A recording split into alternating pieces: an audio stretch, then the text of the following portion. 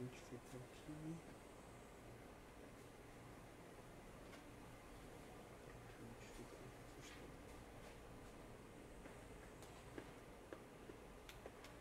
SBMF 18.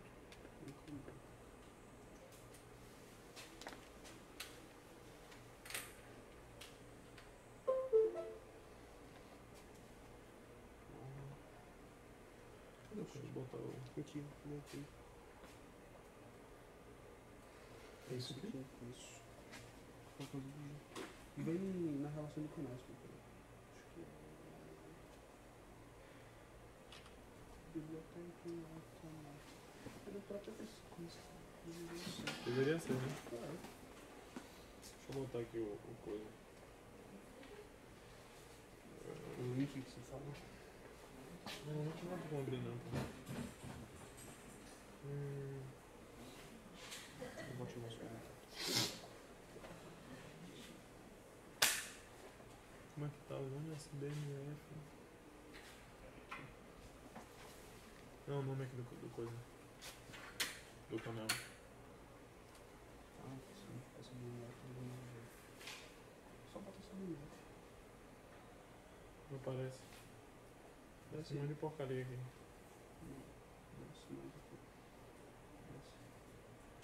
Era bom ordenar, né? Canal. Show.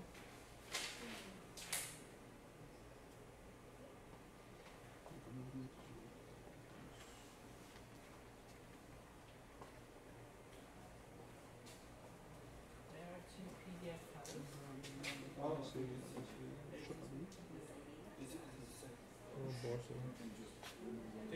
The B-Batch arrow. How can you sort that out? The B-Batch arrow. É tudo junto, SBMF ou é SBMF 2018 junto? Ou Separado. é um canal? O nome do canal, o nome da transmissão Oh. é SBMF, ainda é o nome dele. Ah, pode precisar pra esse nome aqui, ó. No space. SBMF é o nome da luz.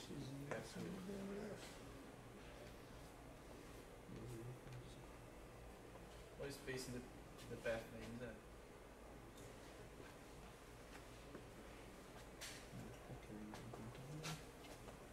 É, aqui não apareceu um.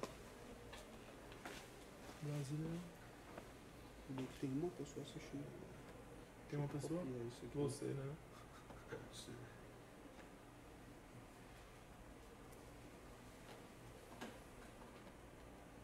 Digita assim então no seu navegador ali. Será que dá?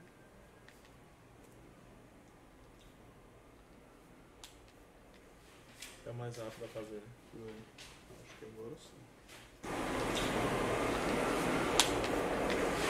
É mais rápido a fazer. Acho que agora sim. É mais rápido a fazer. Acho que agora sim.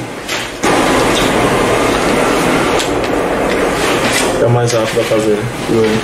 Acho que agora sim. É mais rápido a fazer. Acho que agora sim. É mais rápido a fazer. Acho que agora sim. É mais rápido a fazer. Acho que agora sim. É mais rápido a fazer. Acho que agora sim.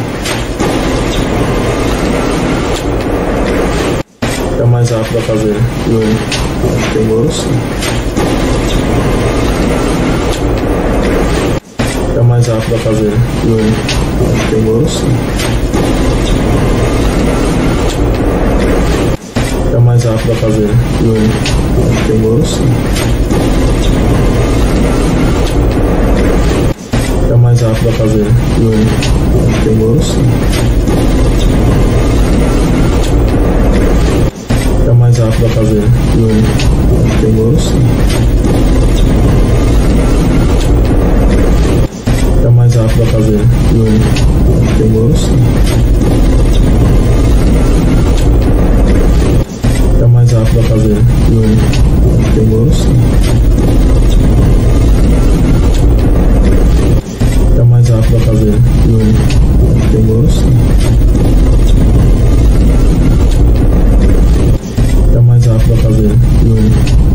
gosto.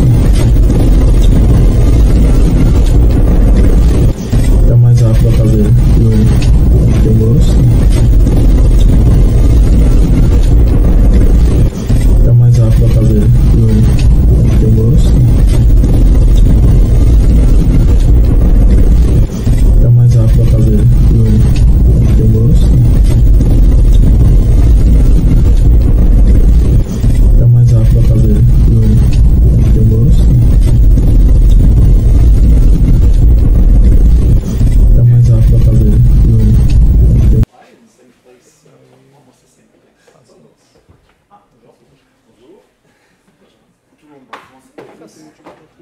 É porque aqui apagou. Mas ele tá gravando aí, né? Não, ele grava também. Mas tu tentou abrir um outro link, outra aba e ver? Tentei sim, não sei. Tá passando. Assim, aí é melhor vamos começar aqui. Aqui, Pior cara. Assim, o importante, assim, a gente tem esses 2 dias, se der é mais, o ideal é que na quarta-feira.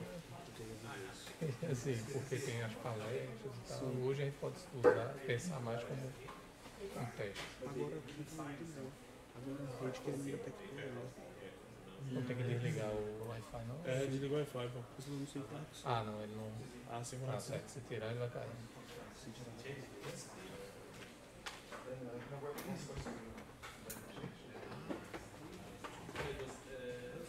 Se ele identificar, ele vai só da dúvida. Uhum.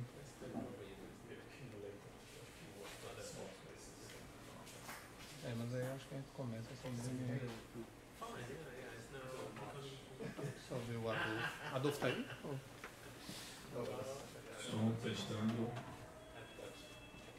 Saída microfone.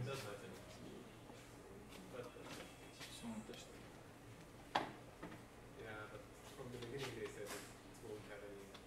Som testando.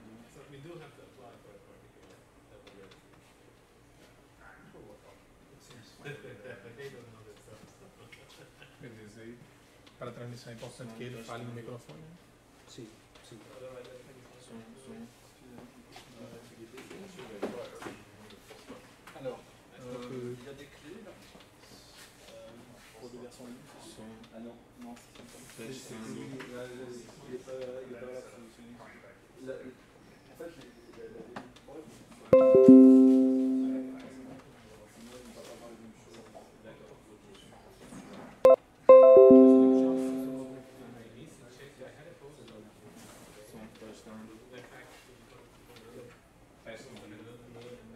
Trying to record the talks.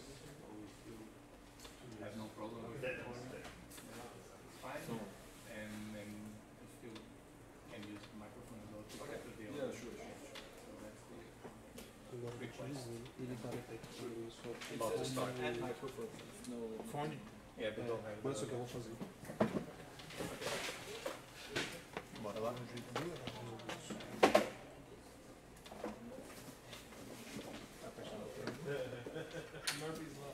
Não tá funcionando alguma coisa? Não, tá bem. Só mudar só essa saída aí. A gente tá começando.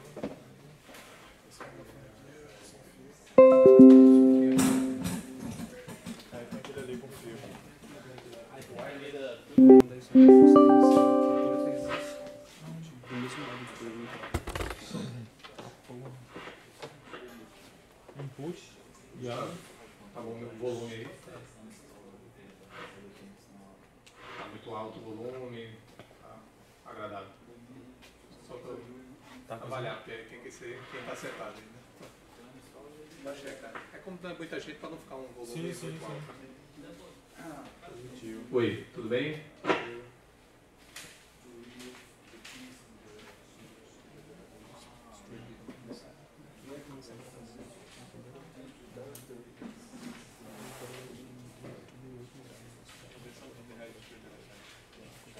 Já tá gravando então.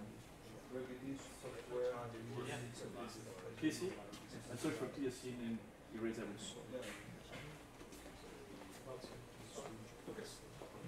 Azul.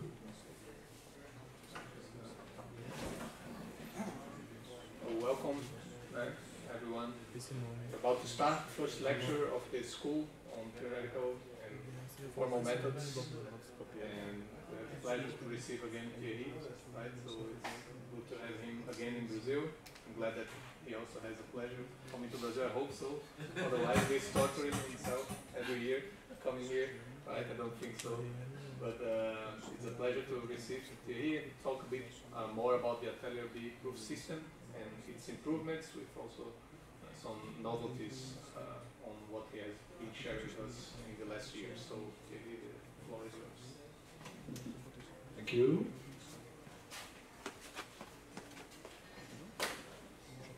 So the talk is supposed to be mainly a hands-on session, so I guess I will not talk for 3 hours because you will just be sleeping.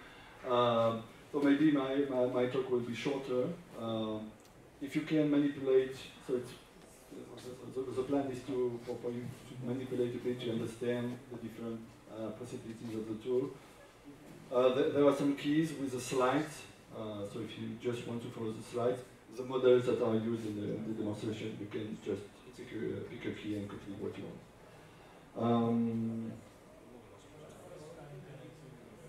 So the presentation is in 3 parts. First, introduction, very slight introduction to the B method. The focus is on the proof system, so I will spend most of my time on it, and some words about the improvements, ongoing works on improving the proof system.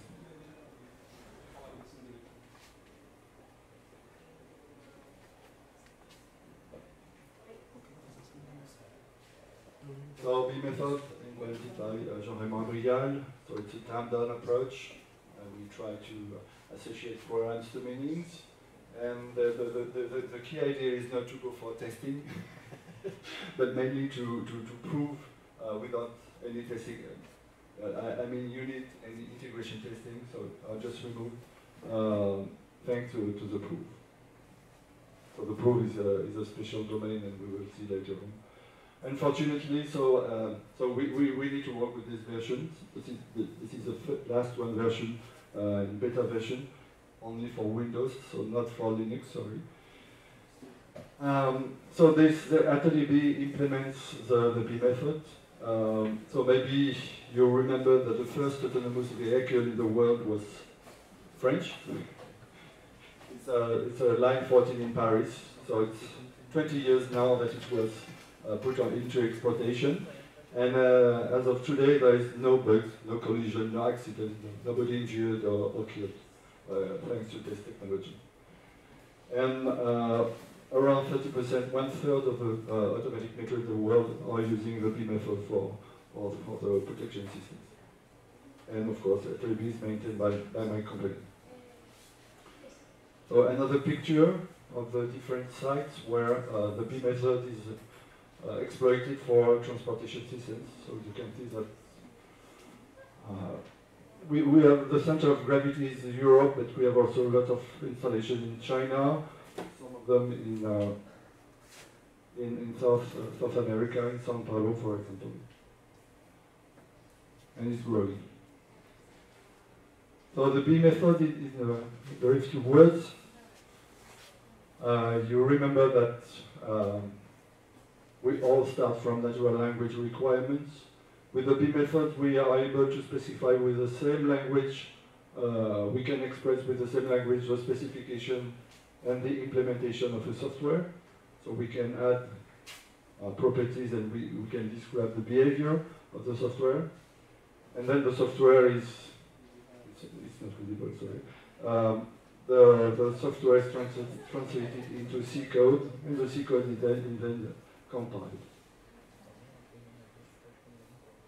The story with B is just this box, meaning if we have our specification in B, in implementation in B, and if the specification implementation are proved to be coherent, and the implementation is proved to refine the specification, that we are sure that the model of the software is correct. So we are likely to face problems at the inputs because there is no translation between the requirements, natural language requirements, and the model. So we need to cross-check that everything in the requirement document is in the B model, and everything in the B model comes from the requirement.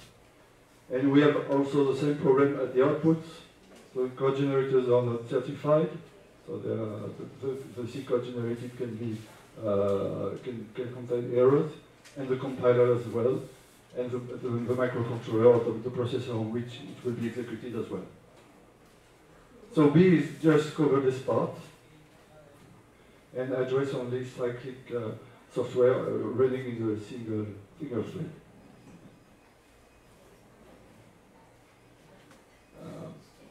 Some more words. So you know that B is text-based, so you don't have this fancy boxes, arrows to specify your software.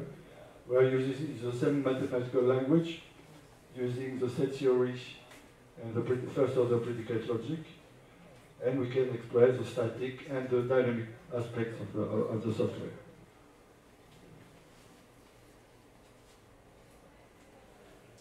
So, for example, when I said that the model is proof, when we are able to specify, so for example, here you have an example, it's the specification of a sort, and we consider that when the sort is being completed, all the elements of the input tables are sorted at the end.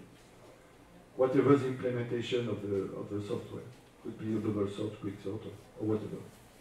And we also have a specificity that the loops terminate, so it's not possible to write a while true, do something. We need to prove that at the end the loop terminates in a finite number of steps. Maybe ask a question. Yeah. So in your specification of the sort, why did you bound the domain of the table? The domain of the table is bounded from 0 to 9. Would it be a problem if... It's just an example. Okay. But it can be unbounded. No, it can't be. It cannot. It cannot be. At specification level, you can have infinite sets, infinite domains. When you go for implementation, everything is constrained. Okay. So you can specify with unbounded limits, but you will not be able to implement it and to prove it. So this is an example of the kind of interaction you can have with the tool. So this is the model editor. Now we have integrated the proof feedback inside of the model editor. So here we have a B model. We have just defined one variable, integer variable. We initialize with value 0, and we have defined one operation that is the increment.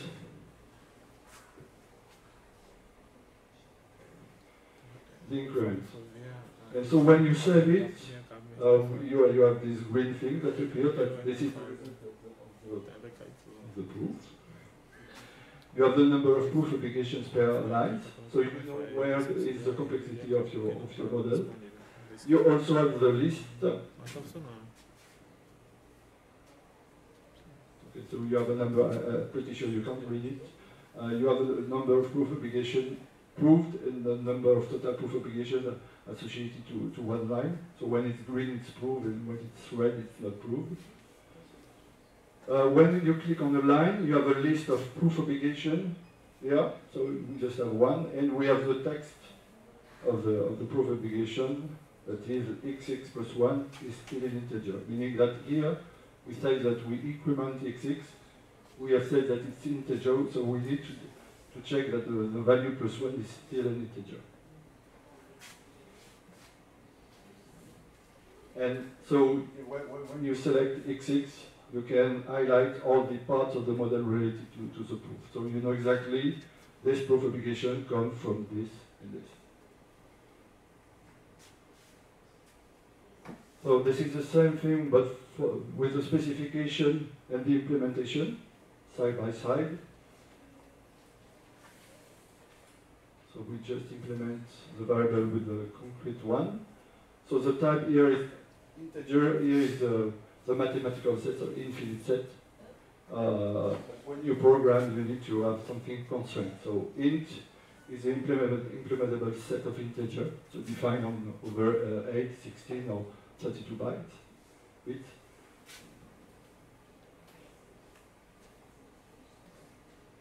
So I just copy-paste the specification, meaning I increment by 1. And you can see here that you have some red thing. So red doesn't mean that it's false, just means that it's not automatically proved. So it just means that you need to pay attention. And in this case, we have just specified an endless increment, meaning that if we iterate a lot, we will just get out of the type. So this is why it's not proven automatically. So we can reduce the design, meaning, okay, in fact, when we reach the bound of the type, we go back to 0, so it's a modulo operation, or we increment. We still have two proof obligations, one proof obligation unproved here, because what we have to prove is when XX is equal to maxint, so it's per bound, we need to prove that it's equal to 0. It's just because in the specification we say that we always increment, but here we have two cases.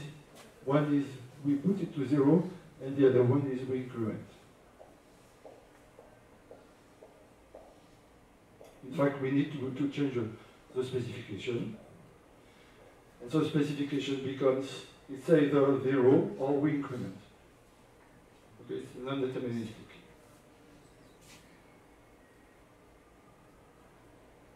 And in this case, the two models are compatible. Okay?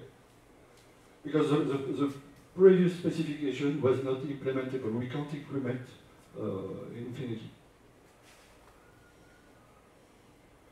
So the example here is very simple. It's not a good case, but it's just to show you the kind of feedback you can get with the tool.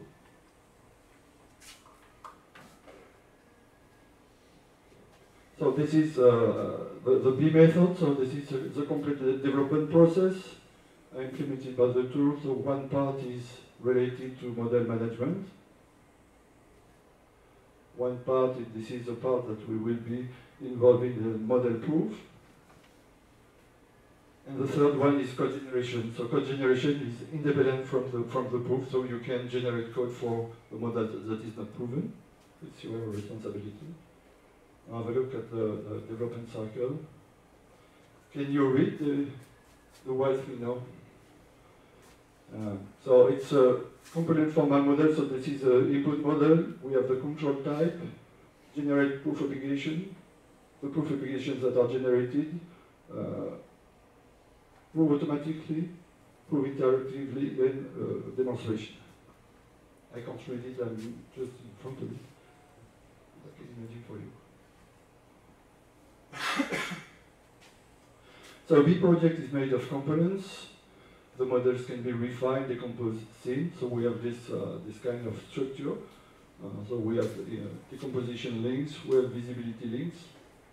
And so it's quite important because when we will have proof obligation to demonstrate at this level, for example, we will have a lot of information coming from the other components, meaning that we will have proof obligations with a lot of information inside.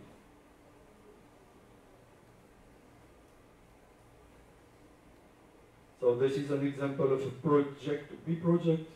So this is the top, this is the root component, and everything is just decomposed from this root.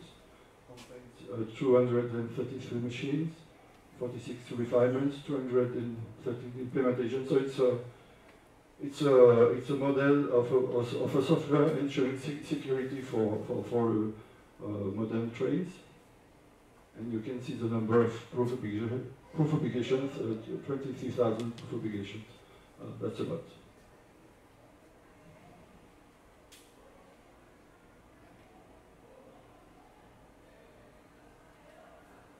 So the proof obligations are linked to the different model clauses. So we have definition of sets, constant variables that are used to define the invariant properties of the system. So the static part.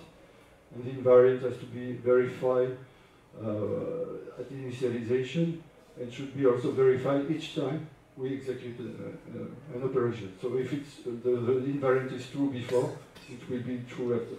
And everything gives some proof obligation.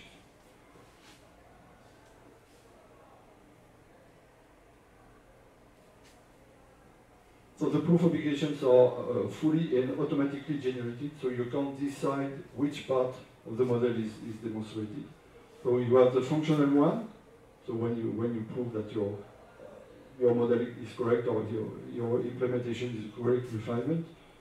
You also have well-definedness, so we have to check that, for example, when you are using a division, you are not doing division by 0. And optionally, you can compute overflow proof obligations. So we have 2 proof obligation generators. The new one is the only one able to provide you this traceability that we saw on the editor.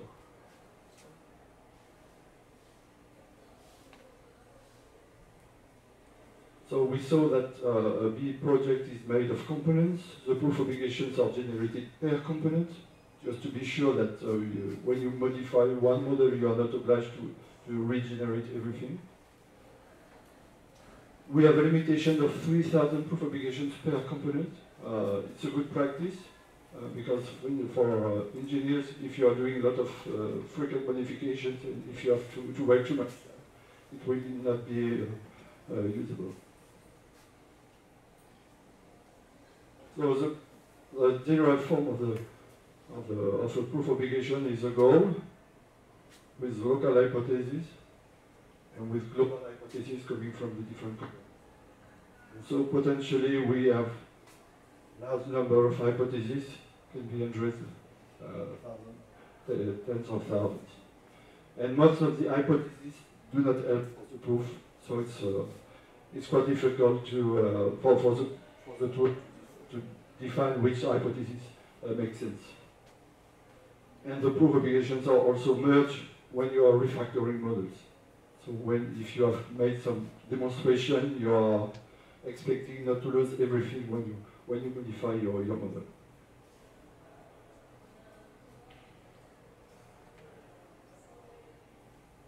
So actually, the main prover is also used by the Rotin platform, supporting the EVLB language.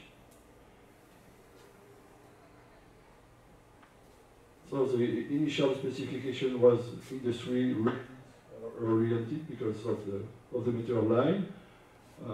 Specification was able to support a full automatic projection software proof. The second one was 10-second mean time to prove a proof obligation.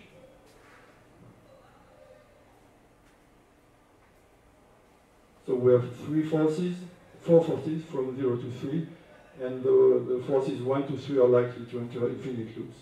So usually we're just using one force for the first attempt to prove a model. And what is also important is that the proof obligations are supposed to be correct. So when you have improved proof obligations, so the thing that were shown in red, this proof obligation has to be investigated before starting for the proof to be sure that you are not losing your time. And we also use a percentage of automatic proof as a quality indicator. When it's too low, meaning that you need to model again or to decompose or to write differently your model.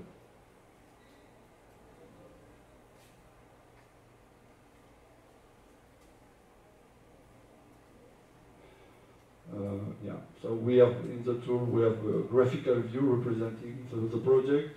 So again, this is the top level model with the decomposed components, and you have a color associated to the different components. So when it's green, it means that the proof percentage is high, and when it's red or when it's yellow, you have to pay attention to what's going on in this component. So you can visually have a quick feedback on where to put your attention.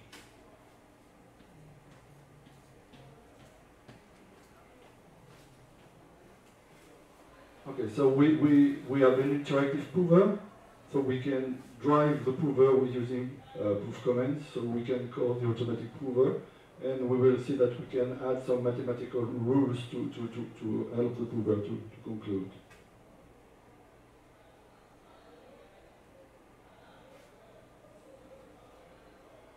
And for the demonstration, so demonstrations are what we call proof scripts. The proof scripts are very important because we need to be able to replay the proof of a proof project. for demonstration, but also for certification. And the important point is that we have to avoid to lose demonstration proof script when we refactor the models. And we try to define what we call tactics, meaning generic proof scripts that could be reused from one project to another.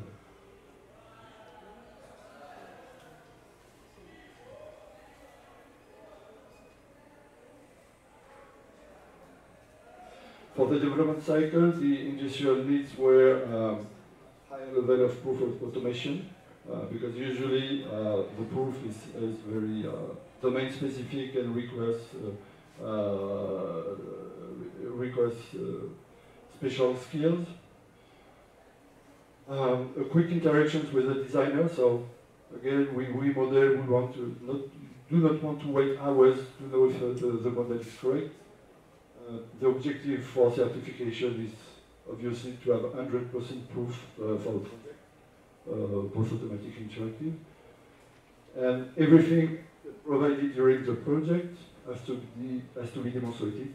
So the models, of course, but also the added rules that can complement the modeling.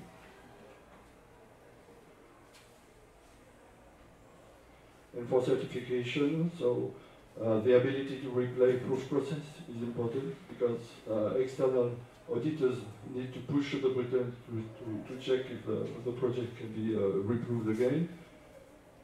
And in the railways, so it's not the case in the aeronautics, but in the railways the tools do not have to be certified. So the process is certified, but the tools can be just regular tools developed without for example, a is not developed in B. Okay. Yeah. The last slide.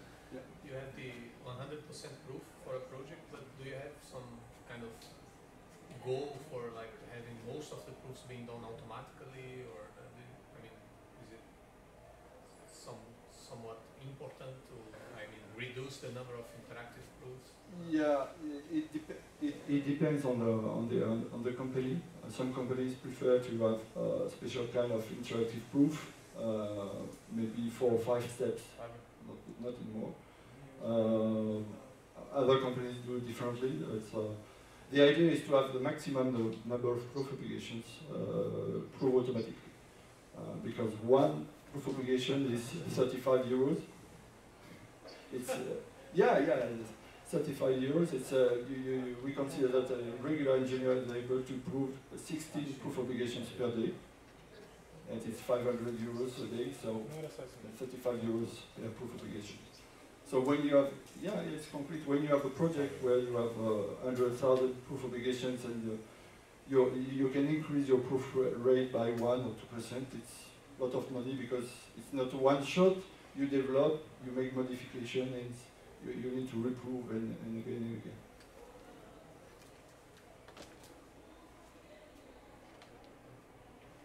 Okay, so second part, the proof system.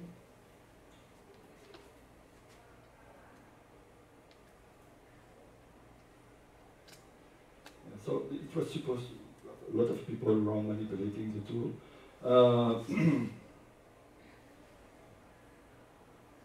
So the first thing is, I don't know who installed the tool, but you need to change the language by default, because by default everything is in French. So there is a manipulation. So you start the tool, you go into preferences, and here you can select the language. So you have French, you have English, you have Portuguese, and you have Japanese as well.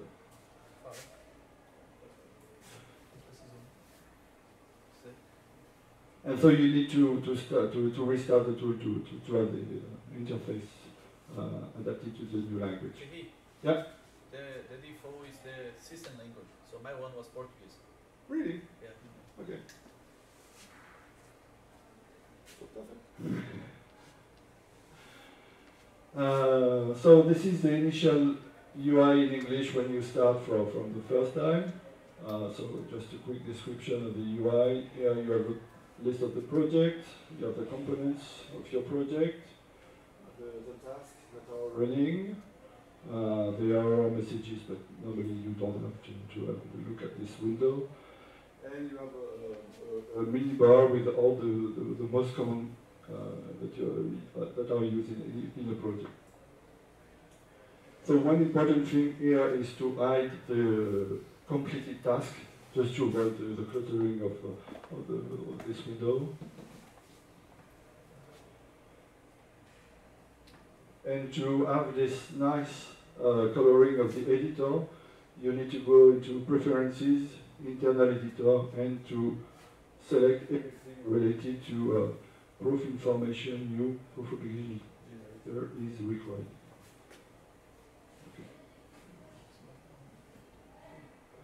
So create a project.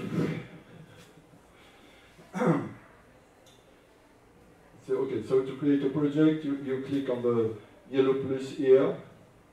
You are asked to give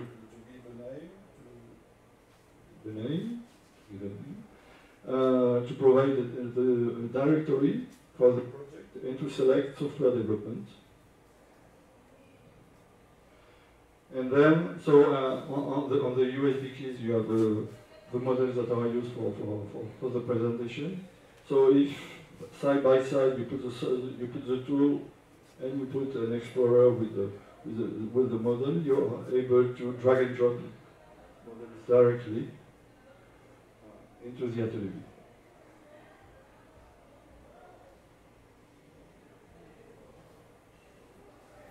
So back to the proof process. So you remember the different stages here in green. The menu bar of the tool here is exactly the same. So the type check is here, the TC button.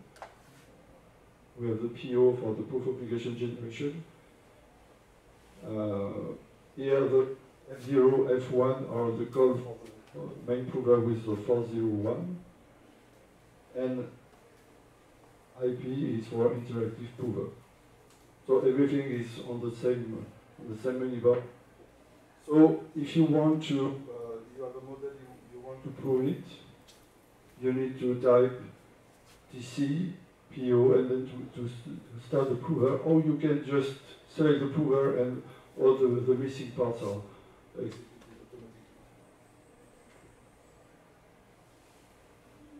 Force 0 and force 1 can be triggered from this menu bar, but for force 2 and force 3 you need to go into the proof menu.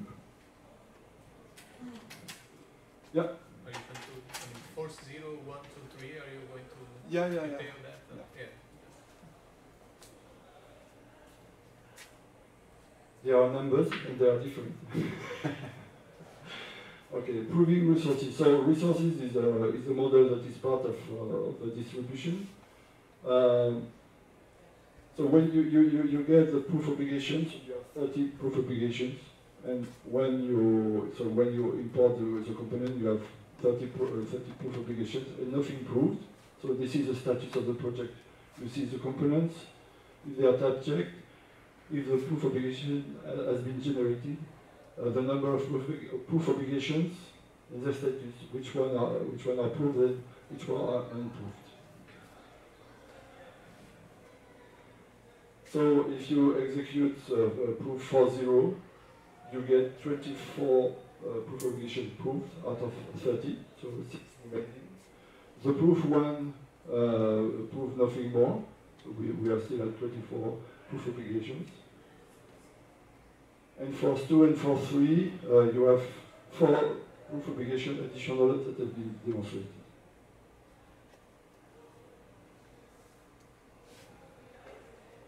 So if we go back to the model editor, the coloring here corresponds to the execution of the prover in force 0. Yeah. I'm trying to run, and it says it can find the component of the model. So I have dragging out the resources file. Yeah.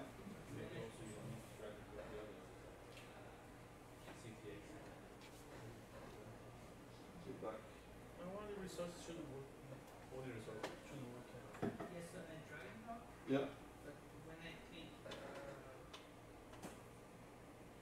I was clicking.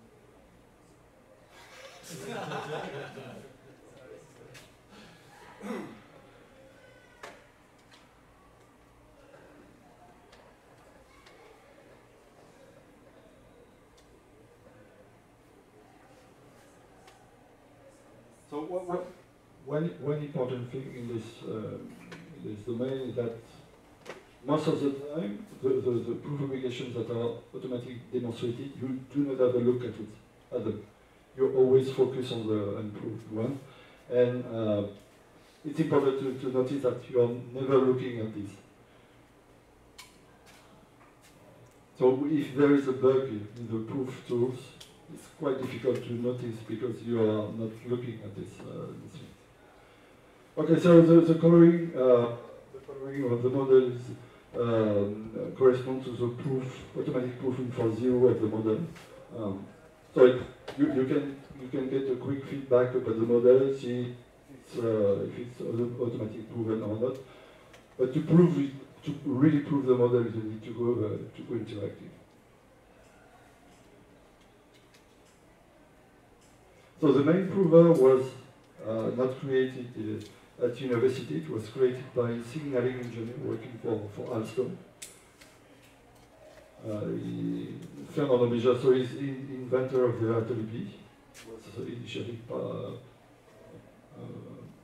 tool developed by Alstom for their own purpose. So the tool has two main principles. It generates new hypotheses from an existing one in relation with the goals, or with hypotheses in relation with the goals.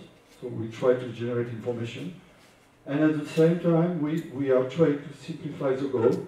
So it's a top-down approach. We are using simplification mechanisms, and we are also using mathematical rules.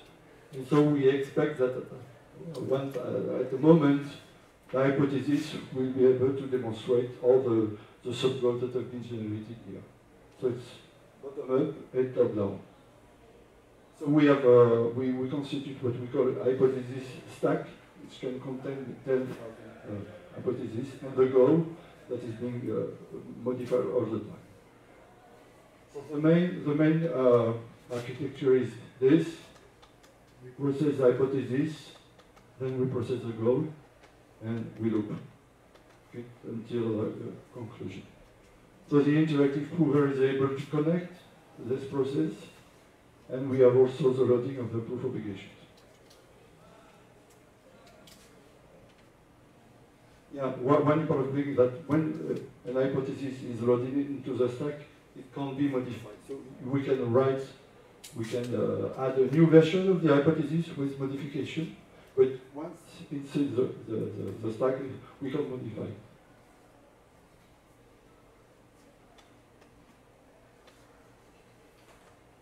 Okay, so behind the curtain, so the processing hypothesis is divided in 4 mechanisms, and this part is divided 11. So I don't want to go into the details of this, just to explain that here we can add our own rules, and we can modify before and after the behavior of the prover. We have functions where we can simplify predicates. We can reduce the range of the quantifiers, existential and universal.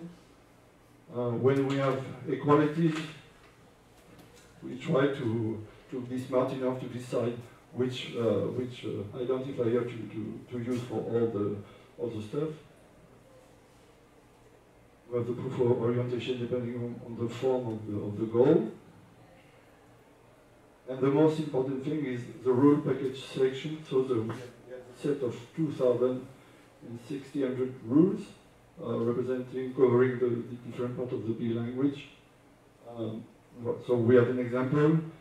If f minus a is a partial function from S to t, it's equivalent to demonstrate that f is a partial function from S to t, and a is a relation from any domain to any range.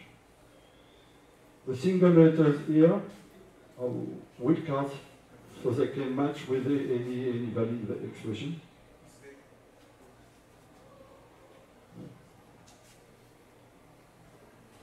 Okay, but this information is just provided for like this because you can't directly modify the behavior of the mechanism. What you can do is use proof comments. For example, the first one, DD, for deduction, corresponds to the execution in sequence of this mechanism. And so the goal is hash implies G, hash is transformed and then added to the hypothesis stack, and the goal becomes G. So you can decide the force of the deduction. Most of the time you have a number of modifications that is greater with a higher number of the force. So DD is just to take this hash to put it on the stack without any modification. Because sometimes the prover performs some unwanted transformation and you just want to ignore this. And it is just if you really want the hash to be in a hypothesis, so exactly like MP. So MP is a mini proof, so it corresponds to execution of this mechanism until this mechanism. So everything is under control, so you don't have heuristics able to generate an infinite loop. So the behavior is we add new hypothesis on the stack and we produce a new goal different from the previous one, or we fail. The command just say, I compose the proof, I don't have any more information to modify anything. And the proof, the proof of it should be all this. The command PR, in this case, you start a full prover, so deduction and all this mechanism.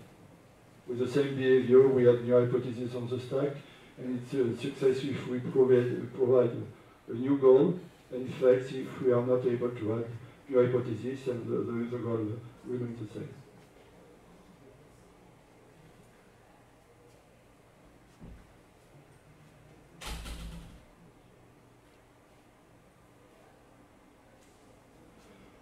Okay, so now just have a look at the files that are generated to better understand how it works.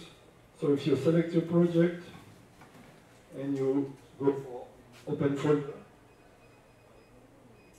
so you have an explorer that shows up, go into the BDP directory. So this is where the files are stored. And you can see several resources files with different extensions.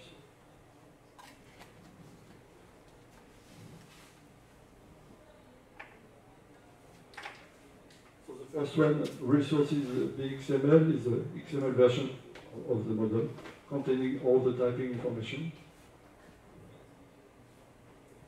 You have resources.pmi, which contains the proof status of the project.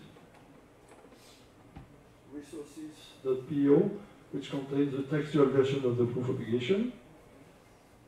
And POXML for the XML version.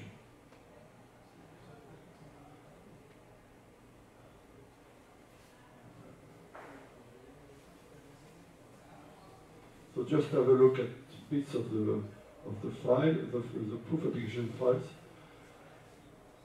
So it's important to read it because you can better understand what I mean when I mention the fact that the proof applications are optimized, the loading is optimized.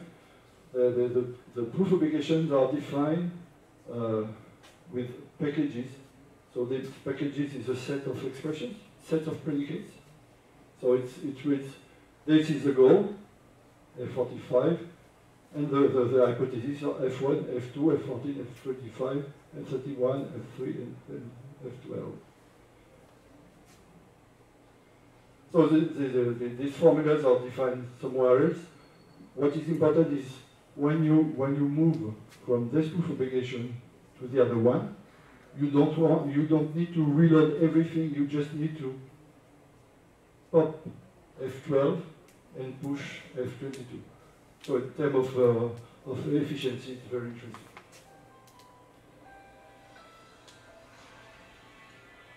So resource PMI contains many things. The status of the different proof obligations with the same order.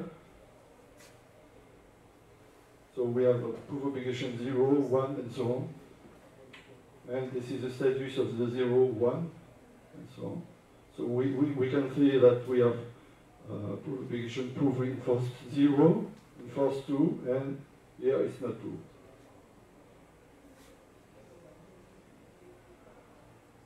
You also have the safe demonstrations per proof obligations. So here the proof, you can see that the automatic prover executes the PR command in automatic mode. And you have a question mark if it's not proved.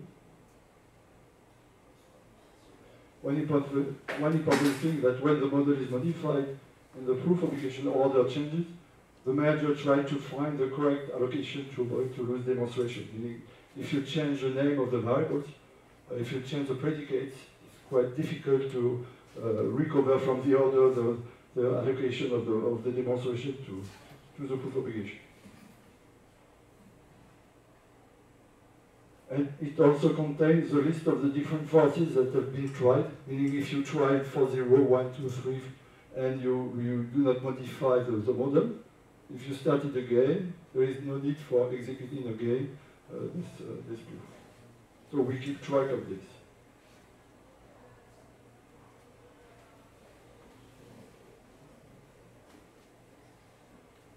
Okay, so we still have 2 proof obligations unproved. The rest are being proved automatically. So if we check with the editor, so we have the proof obligation here, the 2 that are red. And if you have a look at the proof of the text of the proof obligations, you don't see anything obvious that the proof obligation is false. So there is no other choice than to start the interactive prover. So again, it's IP button on the right.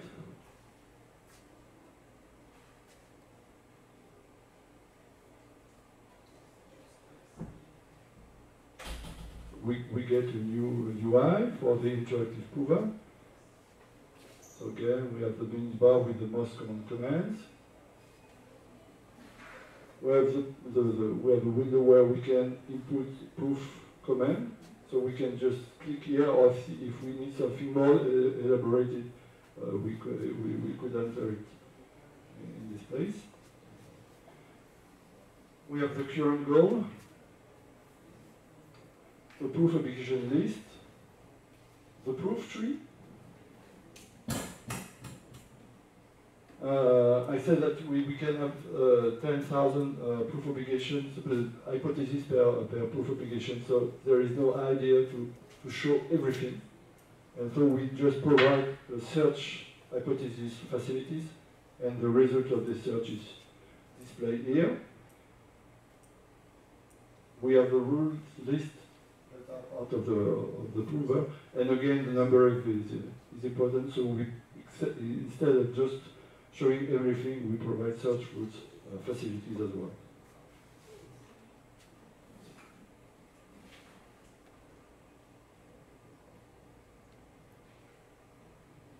Okay, so the idea is when you start a prover, you have a goal, and you apply iteratively different mechanisms and rules, and the goals is divided into sub-goals, and the sub-goals are also divided in sub-sub-goals, until they are actions, meaning that they are the sub-goals are demonstrated because there is an hypothesis or because it's obvious, and the automatic demonstration completes where all the leaves are actions. Okay, in this case, the prover stopped.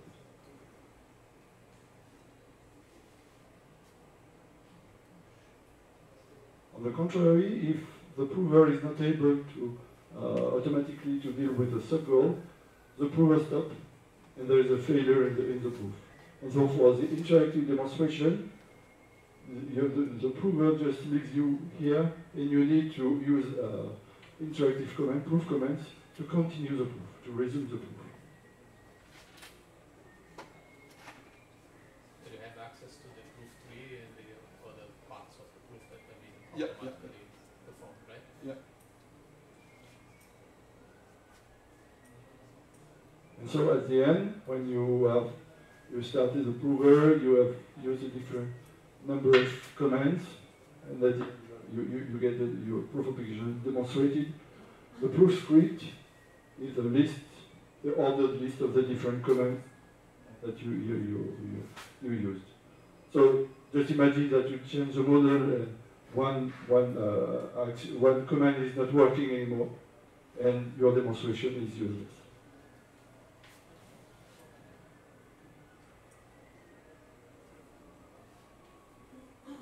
Okay, so again, back to the interactive prover.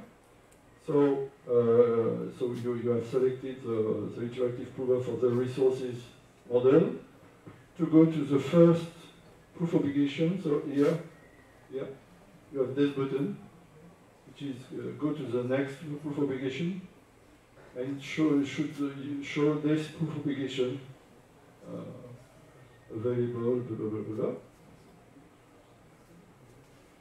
So we can see it's unreadable. I'm sorry. Here we have the proof tree with the mention of the force. It's for 0.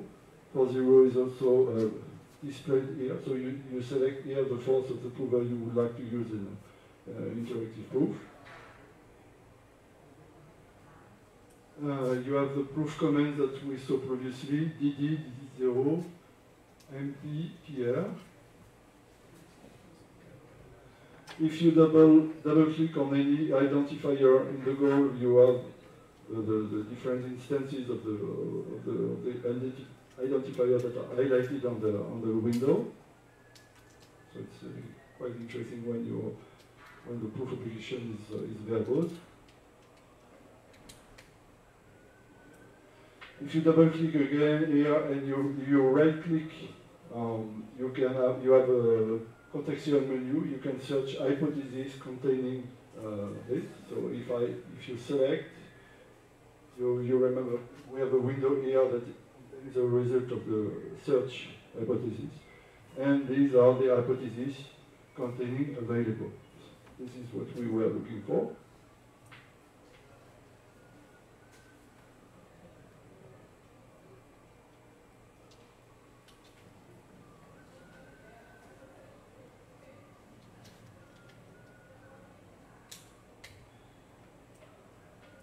So the goal has a form,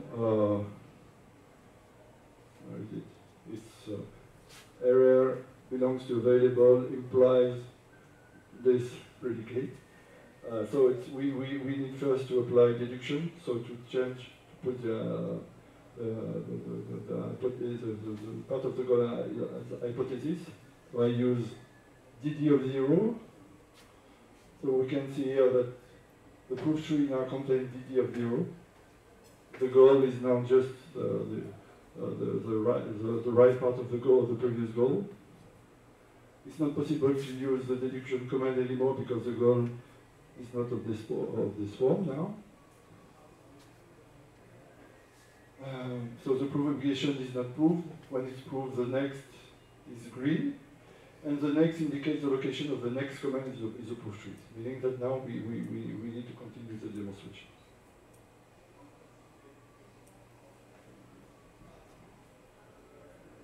So we have several commands on top of the window. RP of 1, for example, if we are interested in looking for the proof for the hypothesis, RP of 1 shows all the hypotheses that have a symbol in common with the goal. RP of 2 is the same, plus the hypotheses that have a symbol in common with the goal and the hypotheses that have a symbol in common with the goal. So again, we have a list of hypotheses that are selected. So we can use RP and RP of 1 or RP of any integer. So another means to search for hypotheses is to type in the command line below the goal sh of A, sh for search hypothesis. So when we use sh of a formula, it looks for all the hypotheses that match with the formula. So A here is a wildcard, so it means just that show me all the hypotheses that are in the stack. And this is all what we get. So the first one, we know them, but you can see that we have other hypotheses that have been generated.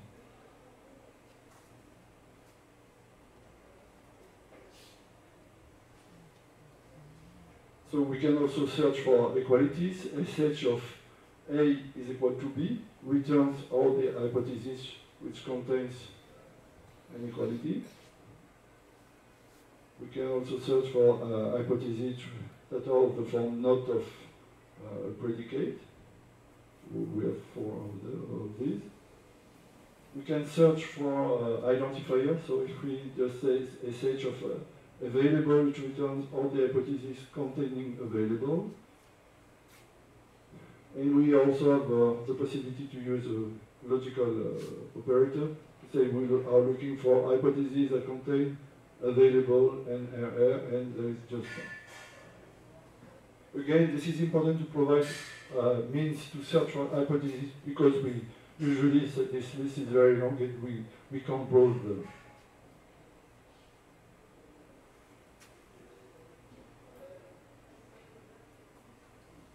Okay, so the next step was to do a PR, so to call the full prover. And so you can see here, so DD of 0, PR, and now we are there. And you can see that we have a big predicate. In fact, the PR, so you remember that the PR is likely to start proof by case, to go for infinite loop.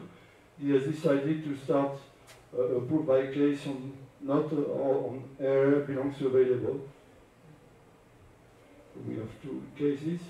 So we are in the first branch, and the second branch, so the pending one is there. So we know that when we have completed this branch, we'll have to demonstrate this.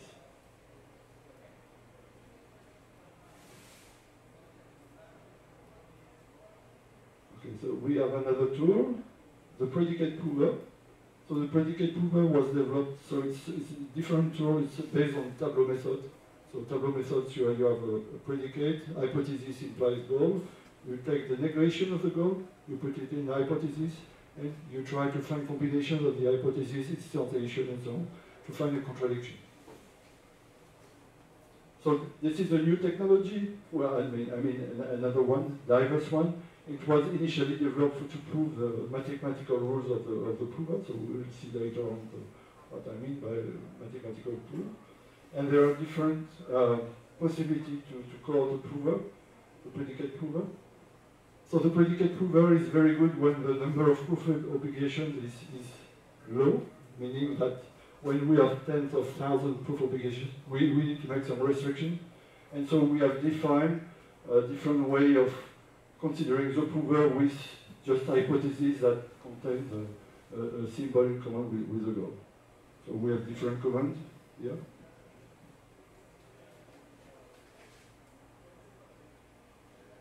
And so at this level, if you use PP of RP1, or you can click on T1 here, the proof obligation is demonstrated normally. It's green. Yeah.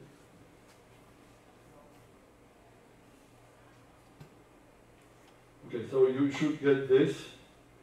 So you have the initial proof obligation with the border on completely green.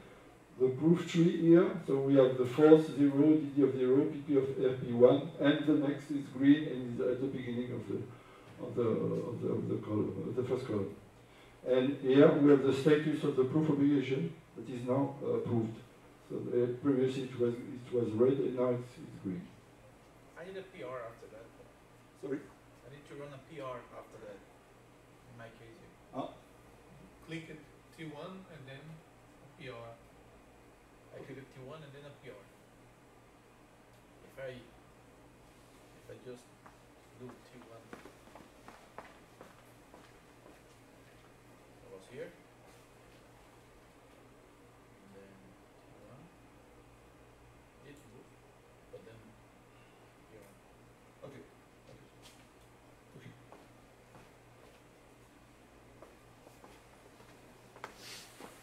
I think it's not the same version.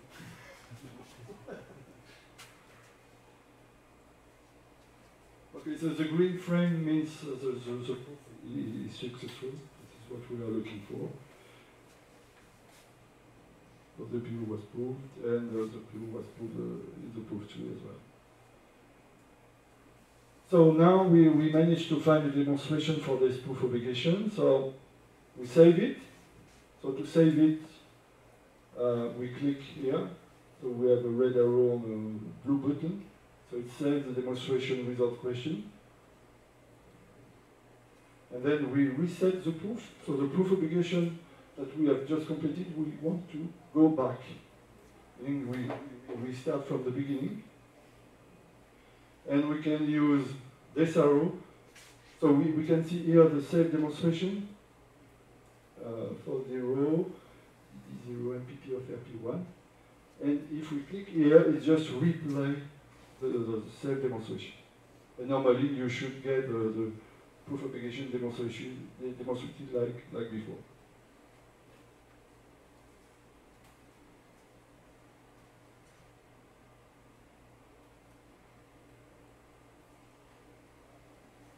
So you save, you reset the demonstration, and you play it again till the end. So you have different arrows. Here it's reset, so you go at the beginning of the proof tree. You can step backward and forward, one step, or you can go until the end.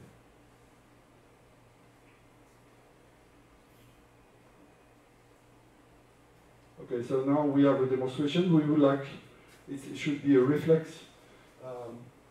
Maybe this demonstration will be able to demonstrate other proof obligations. And so so it was saved. We select here on the bottom we have the name of the proof obligation. Yeah. If you right click on it, you have a menu.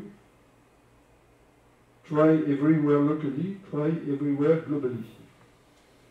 And so if you select try everywhere globally,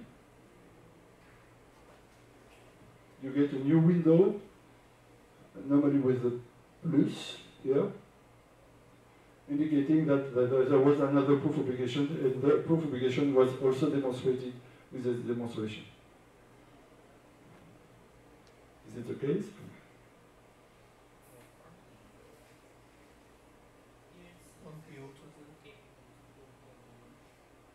It's what? Ah, okay. So I think, yeah, this is not the correct version. Yeah. Apparently, it's globally, yeah? Globally. Globally. Então, um para one e outro para o One to prove, yeah. Okay. So this is a process to reuse the demonstration and try it manually or other proof obligations. Now there is another way of doing this, because again, you remember I told you that it's difficult to save demonstration when the model is being refactored. And so one thing we decided to go for is to, so if you close, try to close the interactive prover,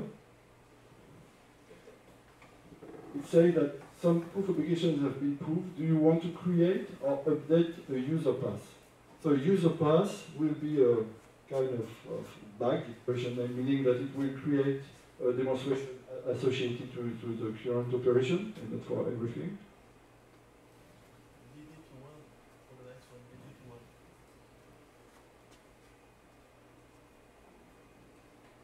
So you close, so you're asked to create a user pass.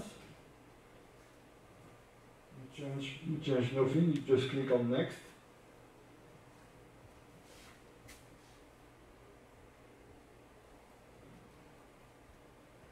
Review. Finish. Done. Okay.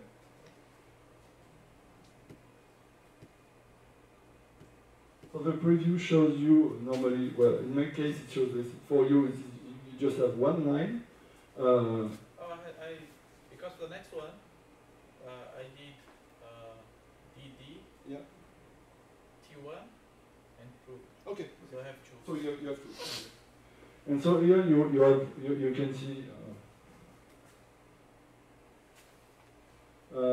the preview. So you have the name, operation, and the name of the operation, meaning that this demonstration is just applicable to this, this operation.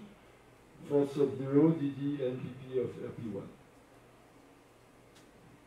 So you can, so it was a preview. If you want to have a look or edit the content, go back to your resource editor, the editor containing the resource model, and select Open PMM.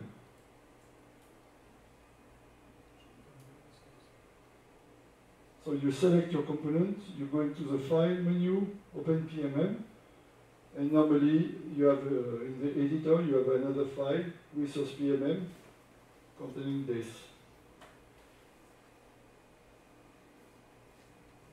So regarding this version thing, the one difference that I can notice is that PP has RT.1 RP.1 reduced slash, bar 60.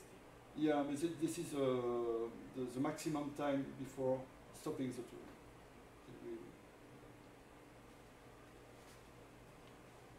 So just open it. So you can see the two lines here with something before theory user pass is and M keyword.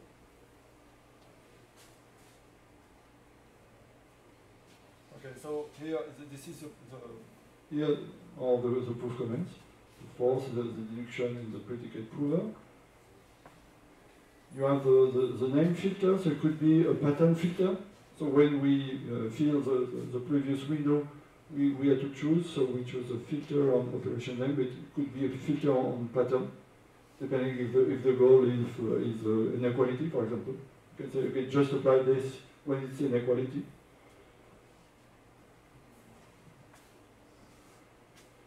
And we can also see that it contains two elements. User pass 1, first line, user pass 2, second line. The filter on pattern would be kind of a regular expression that you provide It's to the operation name, or is it based on which type of the proof you want? If you click here, it asks you how to jockerize, meaning how deep you would like to transform your proof obligation. Is it A is equal to B, or A is equal to B overloaded by blah blah blah. Okay. But it's generated for you. The predicate is generated for you.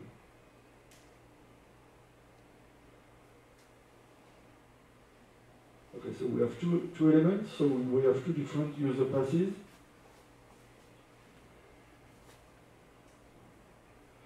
Okay, and now we'd like to replay with the user pass.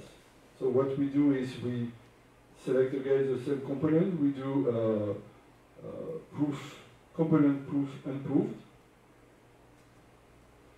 to have everything unproved.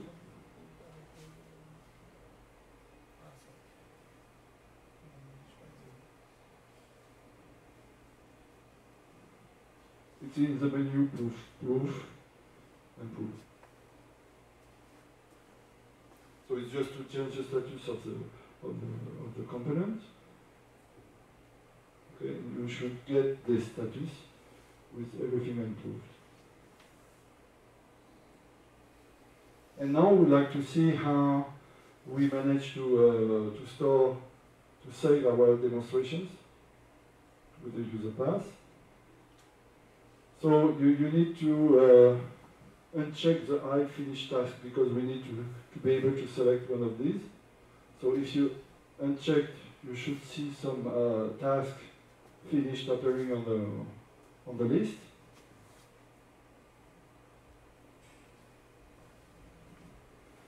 And to start the user pass proof, you select again the component resource, you click on up. So this is this button, UP, for proof user pass. And the user pass tactics are applied sequentially on the remaining proof obligations. So the first line, the first user pass.1 will be executed and tried on all the unproved proof obligations, meaning all the proof obligations. And when it's completed, it will go on the second line and try the other demonstration of the remaining not proved proof obligations. Okay, so if you do this, you click on up, you will see a new task, you wait for the task to finish. And if you double click on it, you will see this window appearing.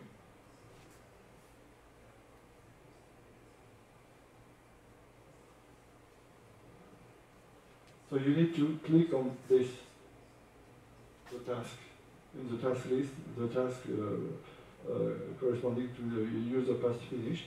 You double click on it, and you have this window. So if you select the first one, user pass, you can see here the number of proof obligations that have been demonstrated.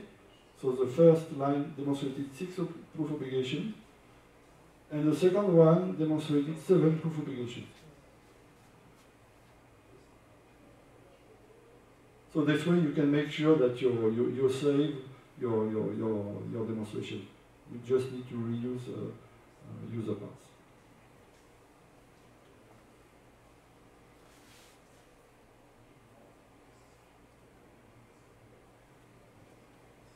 And so we can see that we proved more proof obligations than just executed after the PR. We managed to demonstrate 13 proof obligations. But now we still need to make 2 steps, meaning UP for the user pass, and then we have 13 proof obligations here, and we need to start PR, the automatic prover again. So we can save a step. So we go into the resource PMM and we edit the file. And so before the first, the user pass one, we add PR semicolon. So we define a new proof tactics.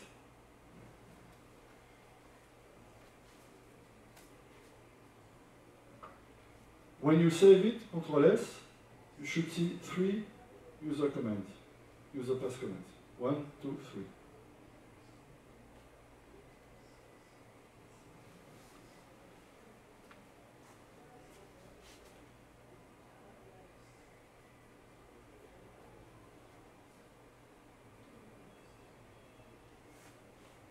This PR, if I want to enforce a force, I can write PR3, for example, or? No. You need, if you want to change the force, you need to do this FF of something and yeah. PR. Okay. And so you save. Again, you unproof the component resources. You execute up, so the proof using user pass. And double click again on the task description when it's completed. So you unproof the component resources, you execute the user pass proof, and when it's completed, you double click on the task description.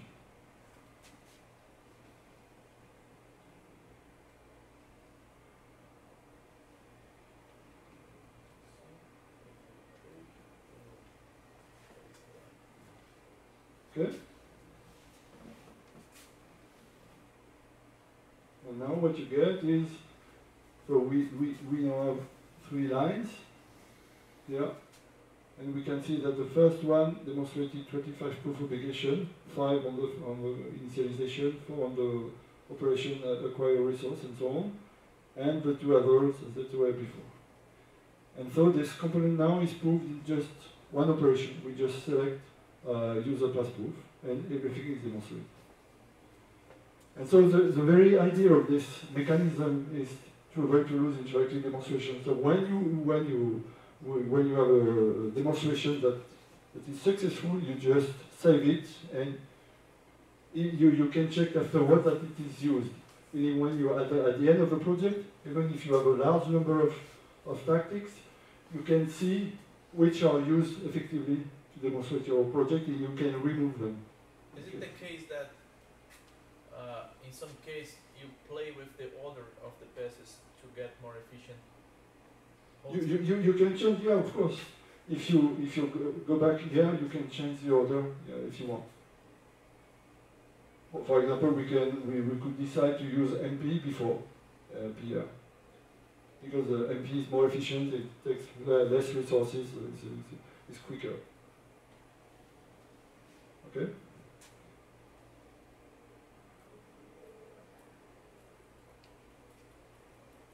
So back to the proof tree, because it's always a bit difficult to understand. So, so you have a component called resource 0 that is almost the same as resource, just drag and drop it.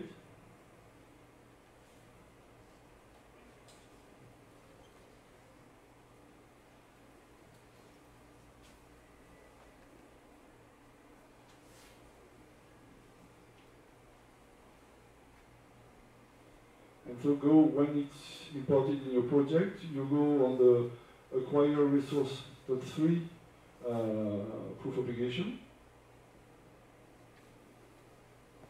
And so you are asked to, so you also have a file that is called demo res L. It contains a text, it contains a demonstration that you just need to copy paste. So don't we just type check that? So you import this component. You go in the interactive prover on this proof obligation, and you copy paste from this file the demonstration, and you paste it on the command window in the interactive prover, and you press return.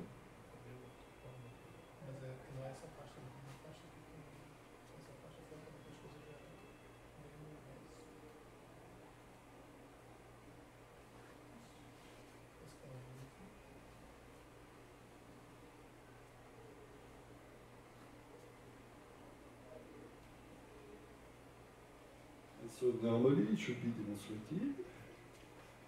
Trying to copy the... Okay.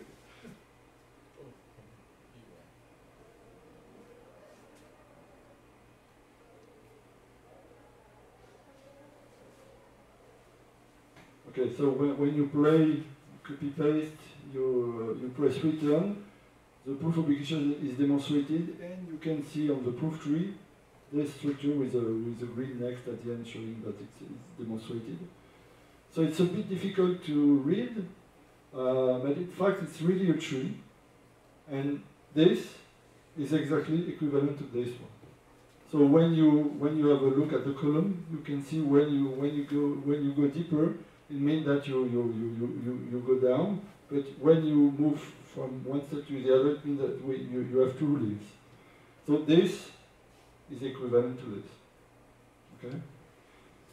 The interest is this is just a text, so you can copy paste a list of demonstration. Okay, can stop here. A couple minutes. A couple of minutes. Okay.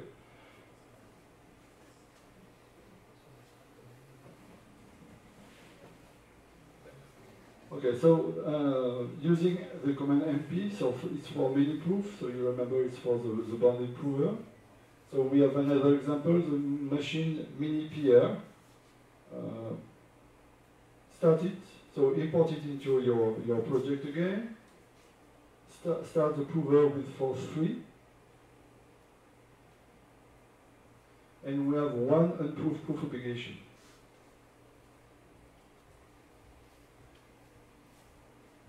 So this is the goal of the proof obligation that is not demonstrated automatically.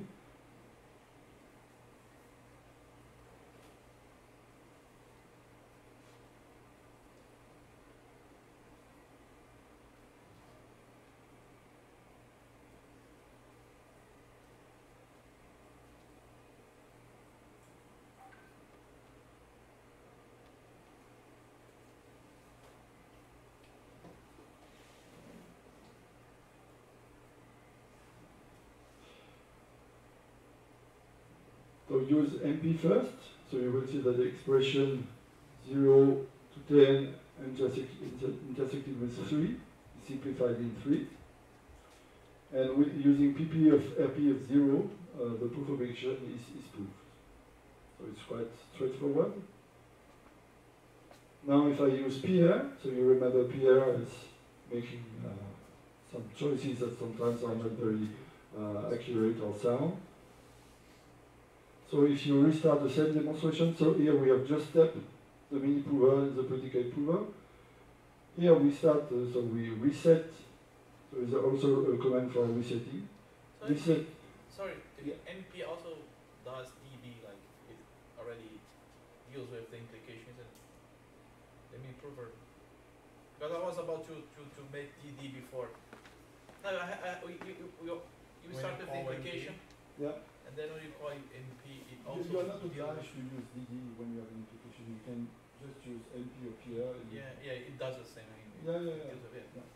That's my It's question. just if you want to keep a control on it, or maybe you would like to use DD with different force because the transformation is better, more sound powerful. Okay. So with MP, we just have simplification. We do not generate extra cases. It's straightforward. So MP PP, and if we use PR instead of PP, so we just do PP and PP of RP0. We could see that again. So you remember I don't know if you can read it. We have two steps as the same on the same column, meaning you have two cases. So we are dealing with the first one. In fact, he has decided to start a case on this. So we have VV of is equal to 3 and not of VV is equal to 3. Sorry, PP stands for? Predicate prover. And so PR sometimes is more efficient, but MP, with MP you keep the control and you do not start any proof by case that is unwanted, useless. And this is it. So you can stop it. And Tehi, RP0 is the? Reduce proof obligation. Reduce proof obligation. What Zero force is meaning it? that just the hypothesis that contains a symbol in common with the goal. Segurar. Não sei. Thank you, Thierry. And you have any further questions for now? So we have a quick break. So Gustavo will set up his computer. In the program we have 30-minute break. I don't think we need that long of a break. So I would suggest that we take 15 minutes, like, to stretch, and then Gustavo sets up his computer. Then we go out for lunch earlier. Yes, Mac adapters are welcome. Otherwise, we have a problem for next tomorrow. The new one. Power adapter. Power adapter. Yeah, No. power adapter. Yeah. Power adapter. Oh wow, great. We thought they the VGA or whatever. Not the video.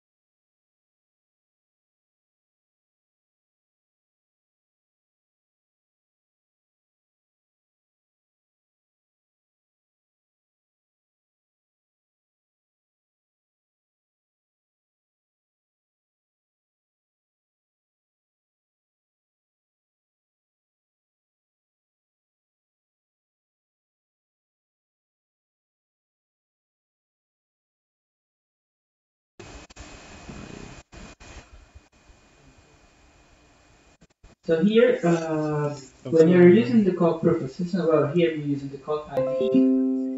You have on this screen above this line the goal of your proof. So I want to prove that 1 plus 1 is equal to 2. And above the line, you have the hypothesis you are considering to prove that this statement is true. So when you perform the simplified tactic, well, it figures out that 1 plus 1 is actually equal to 2. And then you now can use a tactic called reflexivity. That in this case will reason that 2 is equal to 2. So the left-hand statement of this equality is equal to the right-hand statement of this equality. And well, you have anything left to prove. So now the first theorem is established. Okay? So these are the two most basic tactics of code: simplification and reflexivity. Actually, it's not that easy how simplification works, because in some cases you would expect that simplification will work, but it's not going to work, because it relies on pattern matching, and depending on how you define your functions and so on, you will be able to pattern match. In other cases, it will not be able. So it's not that easy to understand the details underlying the tactic, but the idea in general is to perform simplification. Actually, the simplification tactic is implicitly called by the reflexivity tactic. So you can prove this theorem using just reflexivity. Two other tactics that you have in Coq are intros and intro. Actually, have a lot of variations of how to use intros in intro. Well, the first difference that, as you can see, intros has an X, so you can introduce more than one thing.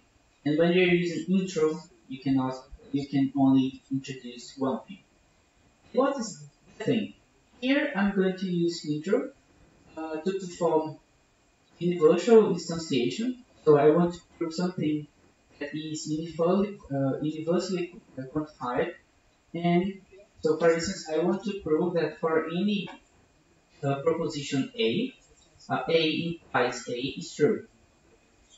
So when you write intro A, which show here, so you want to prove that for all A implies A, and you run down the static intro A. Basically, it says that now you want to prove that the implication A implies A is true for an arbitrary A. So it's basically the universal instantiation that you have in logic. So you can use this intro tactic not just to perform universal instantiation, but also to move hypotheses from your goal to your context. So you want to prove that A implies A, and if you remember the truth table of the implication, if A is false, I don't care about the truth value of the consequence because the implication will be true in any case. However, if the antecedent of the implication is true, the consequent of the implication needs to be true in order to the implication be true. So when you introduce H, so you are removing the antecedent of your implication, moving in the context, naming this information as H. So now you have a hypothesis called H. Now you want to prove that A is true, assuming that you have this hypothesis that A is true as well. And now you can use another tactic called apply that has many application possibilities. But here I'm using apply when your proof goal is equal to some hypothesis in your context. So if it's true, you can just apply this hypothesis and then the proof is finished. So that's a very simple proof, but introduces some interesting tactics. Universal quantification, via intro, and also this deduction idea of moving hypothesis from your goal to your context. Something you need to get used in code is that it has two reasoning mechanisms. You can prove your goals by using a forward reasoning idea, but also using a backward reasoning idea. And how code is constructed tends to make the backward reasoning more common than the forward reasoning one. So suppose that now I want to prove that for every propositions P and Q, if P is true and P implies Q is also true, so Q is true. Those opponents, as we have already studied. And here I'm showing some other variation of the intro, where I just say intros, and then it will introduce as much as possible, and it will also design some generic names for what will be introduced. So in this case, having the context that H, that P is true, and that P implies Q is also true, and you want to prove that Q is true. So what would be for the reason? For the reason is when you manipulate your context such that you derive in your context what you want to prove as a goal. So you will build from basic facts until you have in your context that the goal you want to prove is true. So you can also use the apply tactic to perform modus ponens. So when I write apply h0 to 1, it will rewrite h as q. So we know to the modus ponens that if p implies q is true and p is true, q is necessarily true. So now you have in your context some hypotheses that say that your goal is true. And now you can just apply h, and this will finish the proof. So just repeating, so for the reason is when you are manipulating your context to drive the goal in the context. Backward reason is different because you are going to manipulate your goal such that you can reduce your goal to some hypothesis you have in the context. So in this case, note the slight difference. I will apply h0, but not in h, but in the goal. And this is a standard. When you apply something, the standard operation is to apply in the goal. And what it does is, if you are trying to prove that P is true, and you have the fact that P implies Q, you are assuming that this is true. So to prove that Q is true, you need to prove what? That P is true. So when you apply H0 to your goal, the clock system will rewrite your goal, and that now you need to prove that P is true. So here I'm manipulating the goal and not the context. And now you need to prove that P is true, but then you have some hypothesis saying that P is true. Now you can just apply H. So this is a very important concept because depending on what you are trying to prove, doing forward reason or backward reason can be much more complicated than the other one. So you need some degree of experience to see the context you have, the goal, see what's the better approach to manipulate these facts to derive your conclusion.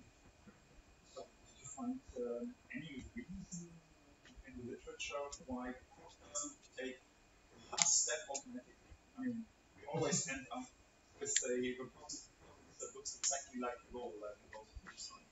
We always have to. Well, we have some tactics that do things like that. So you have tactics that you can just say, search for the hypothesis and see whether there is someone that's just what you want to prove and just apply that. Or like auto would also help. Yes, yes. I always find it annoying that there's always this additional last step. Yeah. You have to do by hand. Well, until during the morning, I'm not going to use any tactic like auto or T auto or omega or anything more sophisticated because I want to explain the details behind how it's being proved. But yes, you have some tactics to do this, but there is a very difference when you compare something like Sledgehammer or Isabel, if you are aware, because these tactics that automate these proofs, as far as I'm aware, you do not have any integration with the solver, so it's not something very sophisticated. So it's basically a tag for a search in your space, and you can set the how it's going to expand this. So as Sledgehammer, for Isabel, can prove many more things automatically. And in the deep spec summer school, we had someone from the COC team, and he was asked whether they had the plan to integrate the COC proof assistant with some solver to enhance the ability of proving things automatically, and they said no. So they had this fundamental difference between the Isabel group that they are not investigating this now.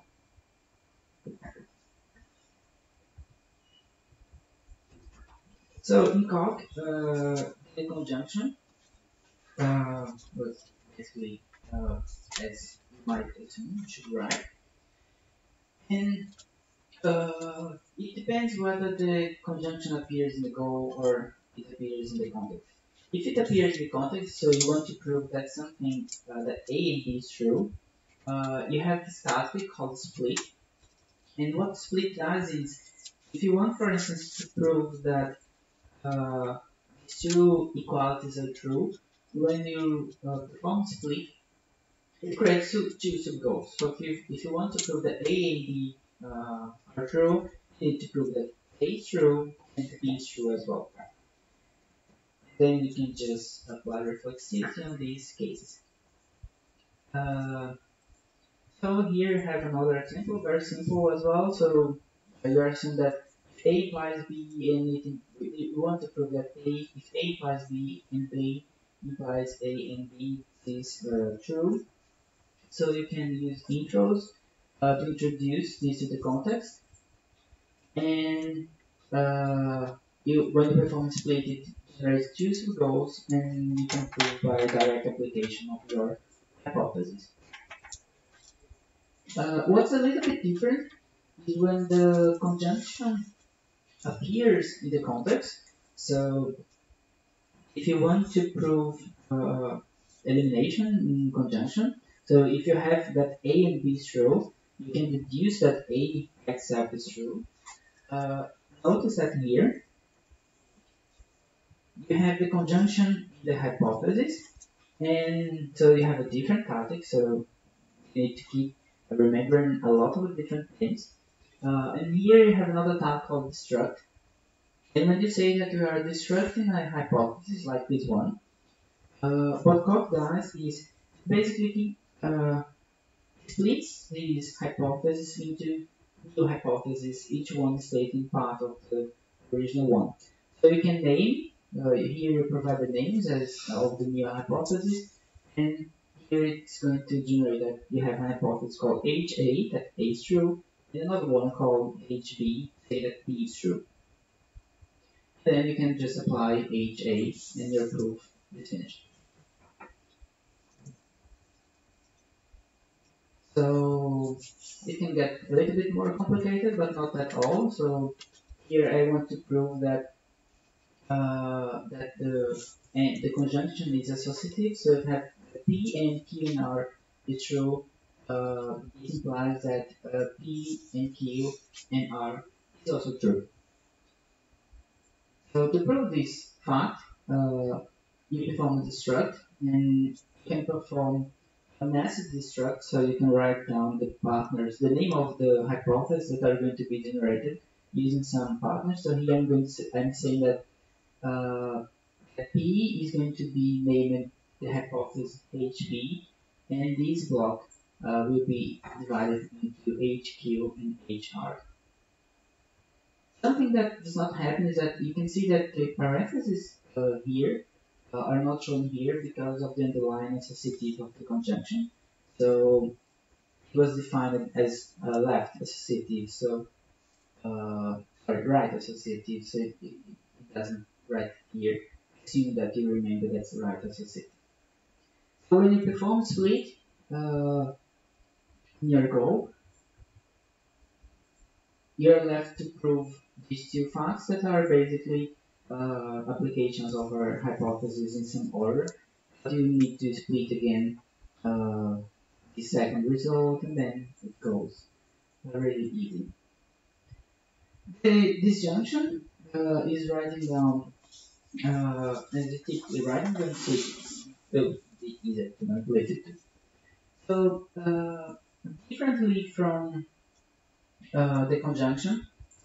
So the conjunction works like if you have the conjunction in the goal, you split it and you need two subgoals. If you have a conjunction in the hypothesis, you destruct it to generate new hypothesis. When you have a conjunction, a disjunction in the context, when you destruct it, the destruction of disjunction in the hypothesis is going to generate two subgoals. Because you need to prove the same subgoal, assume that the left statement is true, and then prove the same subgoal, assuming that the right statement is true. So when I perform this structure here, note that I need to write this bar. Now I'm left with two subgoals that in this case are trivial, but that is subgoals are going to be generated. The goal is going to be the same, but what you are assuming that is true will be different on each case. If you have a disjunction in the goal, now it's different because you're not going to generate new subgoals when you destruct some disjunction in the goal. But what you can do in Coq is you can get rid of these statements in the disjunction. So for instance, if you want to prove that if A is true, then A or B is true, so I know that A is true, so I'm assuming that A is true, so I can write the tab left, and it gets rid of the right part of the goal. So when I apply left, it gets rid of B, and you're left just with A, then you can apply A. In some cases,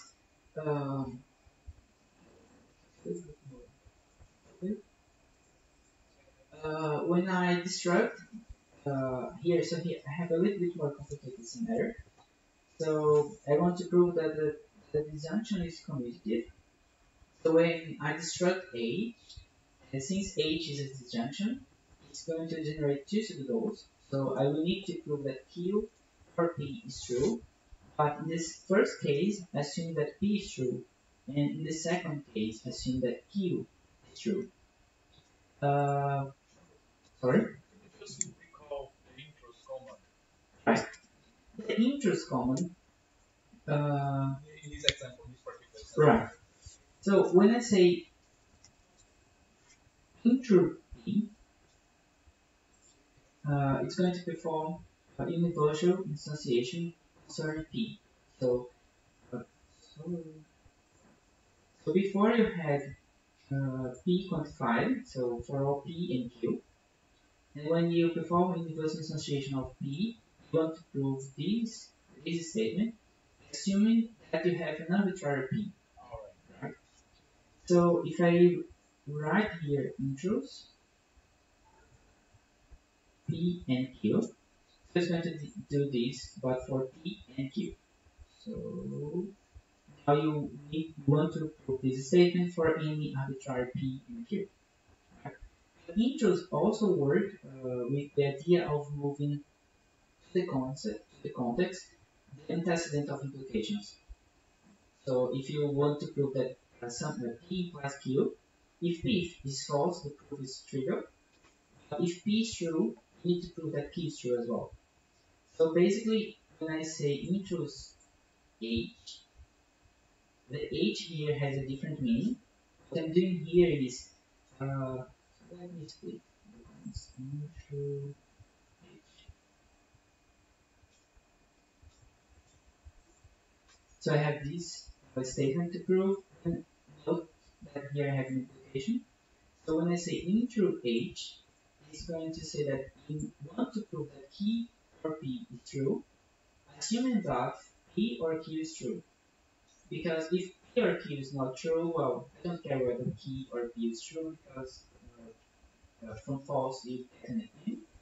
But if you assume that P or Q is true and you prove that P or P is true, then your proof is complete. So I struck H, so I want to prove the same goal, but the first sub-goal, assuming that P is true, and in the second sub-goal, assuming that Q is true. I didn't mention, but these bullets are used to structure your proof. So well, they are not mandatory, but it can makes reading the proof easier. So in the first case, when I say right, I'm saying that I want to get rid of the left part of this junction, the goal. So if I want to prove that P or P is true, if I prove that this P is true, that's enough. So right here, gets rid of the left statement of the disjunction, and then I can apply the hypothesis. And in the second case, I get rid of the other part of the disjunction. So here I say I want to keep the left, and I want to get rid of the right. So left or right says the part of your goal that you want to keep. Left keeps the left statement and get rid of the right, and the opposite. That's okay? Negation. Well, negation in Coq is subtle because the negation in Coq is defined as P implies false. False, the logic, a basic contradiction. So if you use this common principle, not is a term defined in Coq as a logical negation. When you print Coq, you see here that the not is a function that receives a proposition A, and it yields this proposition, say that A implies false. And say that, suppose that A is true. The negation of A will be false. And false implies false is false. If A were false, the negation of A would be true. And if you have, sorry, let me see. So if P is false, the negation is true. So false implies anything. And if P is true, the negation is false. And true implies false is false. So the negation in Coq is defined as an implication that P implies false. And you need to get used to that because in sometimes you're going to see a negation and you need to remember that the negation is actually an implication. So you're going to need to unfold the negation definition in order to manipulate this implication. And this is a particular case that in most cases when you write something like simplification, you don't get anything simplified and you need to remember that the negation is actually defined as an implication. So some basic examples first. So suppose you want to prove that from false you get anything, so the X false will accord with that idea. So how do you prove that? You do intrus, so here let me split this just to get more steps. So I perform first universal instantiation, so I introduce P in the context, so I want to prove that false implies P for an arbitrary P. So now I'm going to introduce, to move the antecedent of this implication to the context. So I create an hypothesis contra that says false. The false is a basic contradiction. There is this other tactic called inversion that if you apply inversion to an hypothesis, and this hypothesis is just a contradiction, the proof is complete. It's finished automatically because if you have a contradiction in your hypothesis, well, you don't care whether the goal is true or not because false implies anything. So here I have a more interesting example. So I want to prove that for all p, if p is false, so if the negation of p is true, you have that for all q, p implies q. So when I introduce p, and I perform, for instance, simplification, the simplification tactic does not do anything here. You need to remember that the negation is actually implication, and there is this other tactic called unfold, where you can say explicitly to copy how to process this statement. So you say, please unfold the negation definition of the not operator. And here it's going to rewrite the negation as p implies false. And now I can move this antecedent to the context. So I'm going to assume that p implies false is true.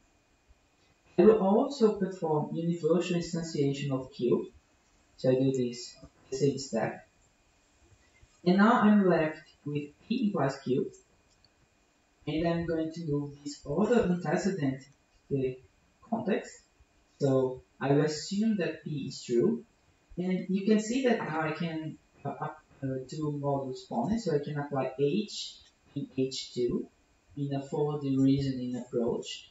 And now, now I will have that H2 is a contradiction, and I can use the inversion tactic. So manipulation of the knot is sometimes tricky because you need to always remember that the negation is actually an implication. So here is another example. Suppose you want to prove that not false is true. So you need to unfold the knot to get false implies false.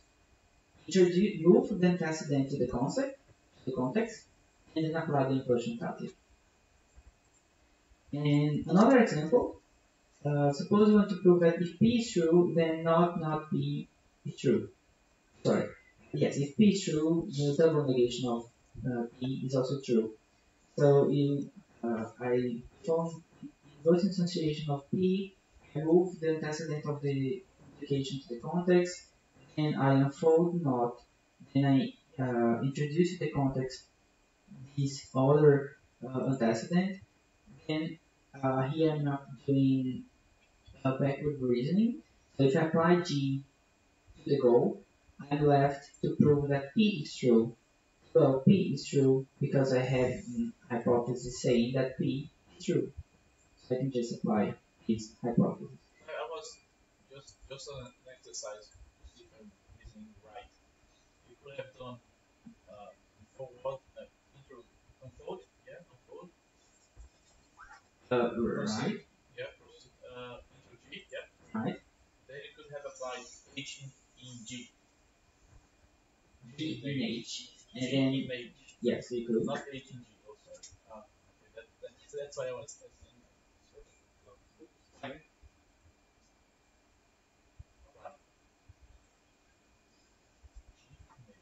Okay, now apply H to same thing. Sorry? I need to use apply H. EG, I think it doesn't work. No. Apply H in G. Yeah, try that.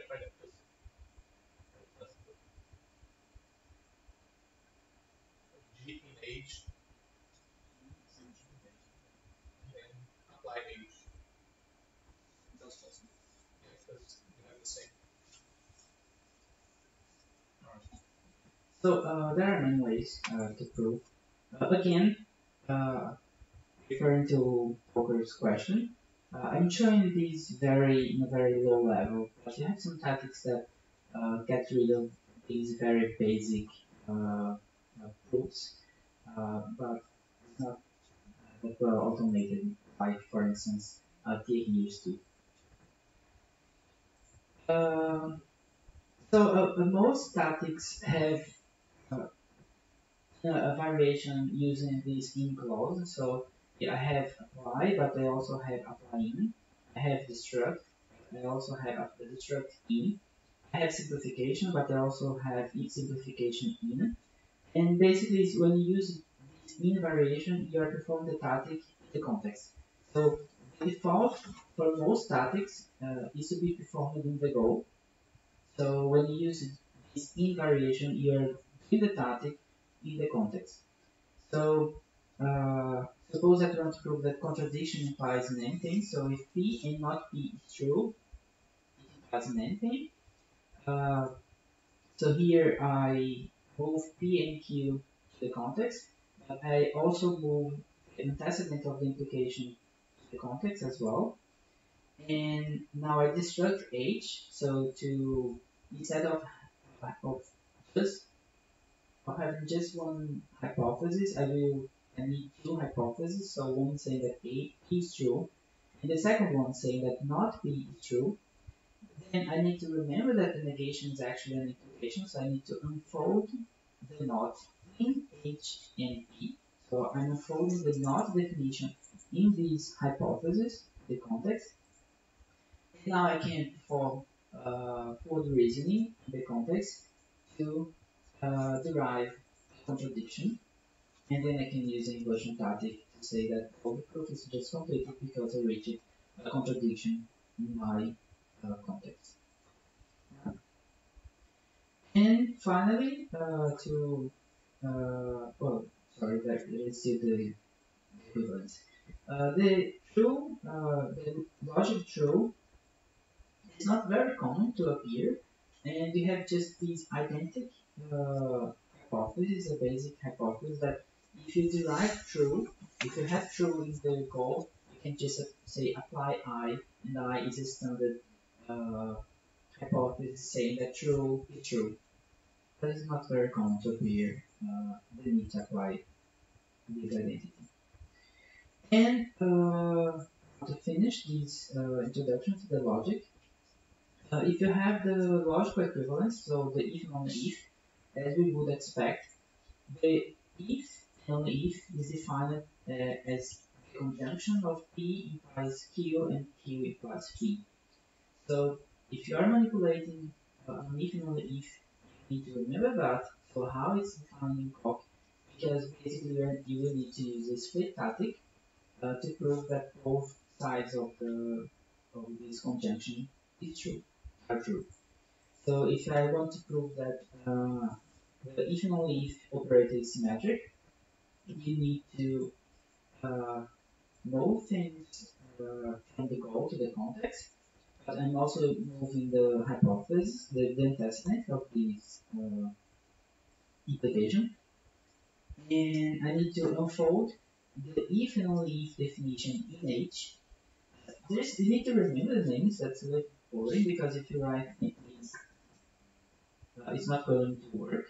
So you have the syntactic sugar for the if and only if definition. You need to remember its actual name to manipulate. So when you unfold the if and only if in H, so now you have this context. So if I destruct this hypothesis, I will get two hypotheses. So if I have this, that P implies Q and Q implies P, so I can have two different hypotheses, one saying each part of the conjunction. And I need to unfold. Well, actually, I don't need to unfold, but I'm unfolding here just to show you that if and only if P is actually a conjunction of both implications. And then I split the conjunction in the goal. Now I can just apply directly the hypothesis I generated before. So as you can see, it's not that difficult, at least so far. But you need to get used to the way that the proof system is written. So sometimes you want to prove something and you say, well, this is so trivial to prove, but how to use the commands available in the proof system to prove that trivial fact sometimes is not that trivial. And one last bit, reflexive static was used to prove statements like 2 is equal to 2. But you can also use reflexive static on logical statements, but you need to import a specific library called setoid. So for instance, if you have this theorem, and you here try reflexivity, well, both sides will say, it's not going to work. This try that's preceding the reflexivity, I'm going to talk about try before, but the reflexivity tactic is a tactic that if it does not finishes, if it doesn't finish the proof, it fails because this tactic needs to finish the proof. So if you try reflexivity here, it's going to generate an error saying, well, reflexivity in this case does not finish the proof.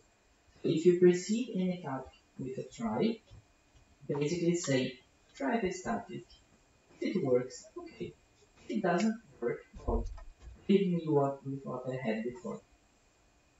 So if I import this particular library called setoid, now I can prove this just by saying reflexivity. So if I have an if and only if statement where the left and the right sides are the same, I can just say, okay, reflexivity, and this is, sorry, I have here an abort, but it should be QD. Copy and paste 0, right? I still need to talk about the exponential quantification.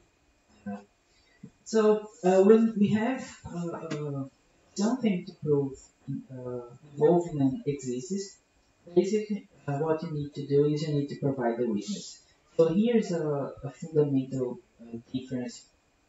For instance, we compare the Coq proof assistant and other theorem proofs like Isabelle, because when you're using things like sledgehammer, it tries to find a witness to prove. Here, you need to provide the witness. So as far as I'm aware, Coq does not have any mechanism to perform some SAT solving or SMT solving in order to try a witness to conclude the proof. So suppose you have this basic statement. So x is a natural number such that 4 is equal to this number added to itself. So the tactic exists. Pay attention that the keyword exists has two meanings. So it is here the exponential quantification, and here is the name of the tactic. And when you use exists, you need to provide a witness. And what this tactic does is it rewrites your goals or your hypothesis performing a first point rule. So it substitutes all occurrence of the quantified variable for the witness you are providing. So when I say exists 2, now the goal is rewritten, substituting every pre-occurrence of n here by the witness, in this case 2. Okay, and then you can just conclude the proof using reflexivity. If you have an exists in the context, so like this example, you use again the destructive tactic. So suppose you have your hypothesis that this is an m such that n is equal to 4 plus m. When you destruct an existential quantification, what you is left is with my hypothesis saying that n is equal to 4 plus m for an arbitrary m. And then you can provide a witness to your goal. So you're going to substitute every a free occurrence of O here by n plus 2 plus m. So the weakness does not need to be a concrete value. It can be an expression. So when you do this, you're left with n is equal to 2 plus n, that is actually equal to n equal to 4 plus m. So you can just apply hn, the proof is completed. And the last example about the logic part of code. So if you want to prove that for all can be seen as negation of the existential of the variable, but also with the predicate negated, you can do this. You can prove this statement using the tactics that we have seen so far. So intros x and p do this. Then I introduce h1, so this antecedent is going to be moved to the context. I unfold not here, so not exists implies false. Then I move this antecedent to the context as well. Here I destruct this hypothesis saying that p of x implies false for an arbitrary x. Then I can apply h2 in h1. So here I have that for an arbitrary x, p of x implies false. I have in h1 that for any x, p of x is true. It's a similar of a modus ponens. So I'm left with false in h1, which is a contradiction, and I can perform inversion. Right? So this was a bit of the logic part of code. I will go back to the slides because here I'm the functional part. I think I will not need to show the step by step. So you have in Cork three languages actually. You have the proof language that I show you some tactics. So intros, destruct, unfold, simplify, reflexivity, exists, left, right, split. So all the tactics we have seen so far, they are part of the proof language of Cork. But you also have a functional language to define your concepts using functional idea. So starting with types, you can use the inductive keyword and you define the name of the type we are defining. So in this case, I'm defining a type called the day. I say that day is an element of type, and you write down a set of constructors. So you see each case as a constructor, and in this particular example, the constructors do not have any parameter. So if you call Monday, well, Monday is a day, Tuesday is a day, and so on. You can write functions, well, it's a functional language, and you can write both recursive and non-recursive functions. The non-recursive functions are defined using the definition keyword. So this next weekday is a function that given a day, t, it yields another day, and the definition of this function is done by pattern matching. So I try to match d, and d is a day, and since I define a day like this, a day needs to be created by some of these constructors. So if d is Monday, I return Tuesday, and so on. So when it's Friday, I return a Monday, since this function is the next weekday. Besides print and check, that are commands I had already showed you, you also have the command compute, and when you write compute, e basically evaluates the expression e. So if I write compute next weekday Friday, you will get as a return Monday, that is also a day. One recommendation that is given I really agree, is you should document your definition with examples. And actually, examples, theorems, facts, lemmas are basically the same. The difference when you write an example, you need to say uh, what is the expected value of your computation. So you are documenting behavior you expect to observe when you compute this definition.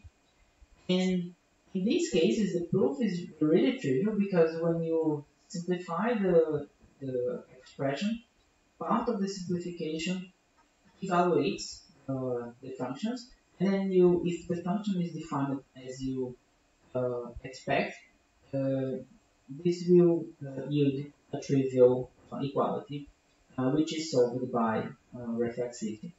And note that now you have a kind of a unit test in your specification, because if you change your specification, you can just go through these examples again, and you should expect that everything is taken.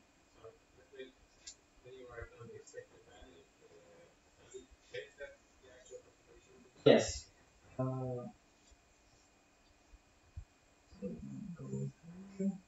So when you write compute, it basically outputs the screen, the result, and you as a human is expecting whether it's what you're expecting. You're checking yourself. In the compute, yes. But when you create an example, you have equality saying that you expect that these to be equal to TZ. So you are documenting the expected value, and when you perform simplification, it just simplifies the application of the function, and then you have the result. And if the result is the one that you expected, well, by reflexivity, the proof should be finished. I have omitted the simplification because the reflexivity task implicitly calls simplification. You might wonder, so why do I need simplification? So it's useful if you want to understand intermediate parts of your proof so that you can reason how you should go. Because remember that sometimes you can simplify, but then you cannot reason about reflexivity. So with this idea, I can define Boolean numbers. So a Boolean is just an inductive type where you have two constructors, true and false. But here you need to be really careful because of an example I'm going to show you in a minute. So you can define functions like neg_b. So here you have the functional definition of the negation. So keep in mind that you have the truth and false of the logic. So truth with a capital T and a capital F are elements of prop. And the true and false in this case are Boolean values. Well, Boolean values, not variables. So you can just compute. What I was saying is you need to be really careful with the use of if clauses in code. Because when you write something like if B then false, else true, what is done is remember that a type is defined as a set of constructors. So what it does is if the value is an instance of the first declared constructor, it enters in the if branch. If it's a value constructed with the second constructor, you enter in the else branch. So you can only write if something if the something is a value of a type that has just two constructors. So suppose here that I'm creating another rule, but differently from the one defined in calc, where the first constructor is true, the second constructor is false. I say that the false constructor is the first one, the true constructor is the second one. So if I write something that is legal like if b, where b is the value of this other rule, when b is an instance of the first constructor, so b is a other false, this function is going to yield false. That's not what you would expect, right? So yes, not an it's another false. Uh, so in general, you can use if statements with values of types that have just two constructors, but you need to keep in mind that the if clause is matching with the first declared constructor. So the order you define your constructors is relevant. So you can have functions with more than one parameters. That's quite simple. You can nest path matching, was also quite simple. You can perform multiple partner matching. So here I'm matching with B1 and B2 at the same time. I can use an underscore like a wildcard. So if B1 is false and B2 is anything, a negation of NB is going to yield true. I can also define functions in terms of previously defined functions. So this is quite simple. And the keyword inductive, it's going to create something really inductive when when you have constructors that receive arguments. So one possible representation of natural numbers is to uh, create an inductive type called nat, and it has a base constructor called O. So O is a nat. And now you have another constructor called S, such that if you give a natural number, this constructor yields another natural number by applying S to this value. You need to keep in mind that definitions of types here are just defining the form, but not the semantics. So the semantics are defined by the functions that manipulate values of these variables. So this was just what I'm going to I was saying. So from now on, I'm going to use the actual natural number of clock. So I had here this module keyword, so you can create modules, and I'm doing here just to create my particular natural number and does not clash with the clock's natural number. So I can define functions like the predecessor. So the predecessor of n when n is O is O, and the predecessor of if n is the successor of some number, the predecessor of n is going to be this previous number. And here is an interesting fact that if you ask Coq the type of S and the type of thread, these two definitions have the same type. So what is the type of S? So S is a constructor, so it's a function. Given a nat, it yields another natural number. And what is the definition of thread? Thread is also a function that given a natural number, it yields you another natural number. So in both cases you have the same type, but the difference is that thread is a computable definition, whereas S is not a computable one. So in Calc you have a mechanism that I'm going to show in my last slide that you can derive code like in Haskell or COMMAND from a Calc definition, but you can only derive a computable code.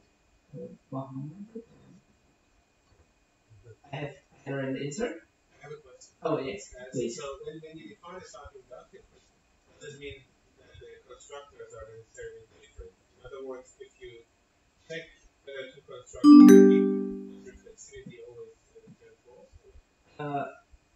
When constructors need to be exactly functions, and the images of these constructors need to be adjunct.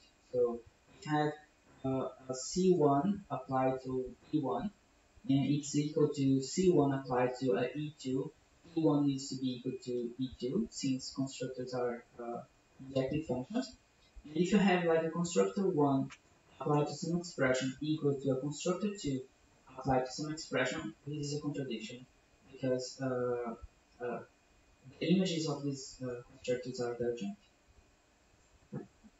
Yes, please. Can you also define partial function? Because it's not really, it's a Yeah. zero should be undefined, right? Yes, you can define partial functions. It must be always for Yeah, this is one. Well, if, yes, you can define partial functions. You need to figure out how to define partial functions in a total way. So a classical, yes. So a classical example, if you are defining something like function like head or tail or something, and you might not have a result, you need to create something like an option in functional programming. So basically, you need to create a type that's going to be returned, and basically you have valid value and you have a default value that is the error. So are you familiar with functional programming? So you know the option idea. So that's a way to define a partial function in a total way. But there is a stronger requirement of functions in cookie that I'm going to explain now. Is you can define recursive functions, and then you need to use the keyword fixed point. So you cannot use the keyword definition. So in this case, I'm defining an even b function. So given a natural number, I return a boolean saying whether this number is an even number, is even or not. And if n is O, well, it's even. If n is a successor of O, this is false. So the successor of O would be 1, and 1 is not even. And if n is a successor of some number, so I will return even b applied to n prime. So this is a recursive definition for even numbers, but Coq has a very strong restriction when they define recursive functions. That is, they need to terminate. But more than that, they need to be structurally recursive. And more than that, sometimes you write something that finishes. It is yeah, the recursion. You can find some structurally recursive variable, but not just one, but two. And call this with just one. So I'm going to give this example. I have this funny f function. It does that. If n is 0, is O, it yields true. Right? If n is a successor of another number, so n is s of n prime. If s n prime is even, so if even b the s n prime is true, I return the value of f applied to n prime plus 2. So pay attention that if s n prime is even, n prime is odd, right? If the successor of some number is even, the predecessor of this number is odd.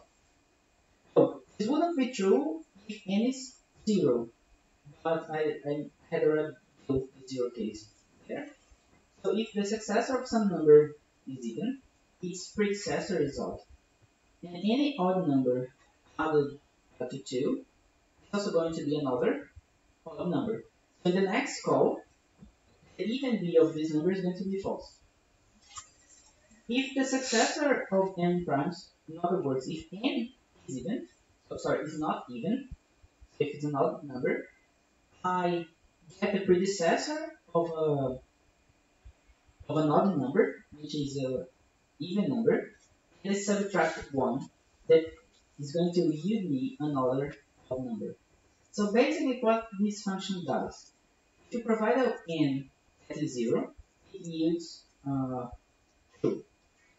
If you provide it with an odd number, it's going to subtract -2 because I subtract 1 from the predecessor of n, so it's like -2.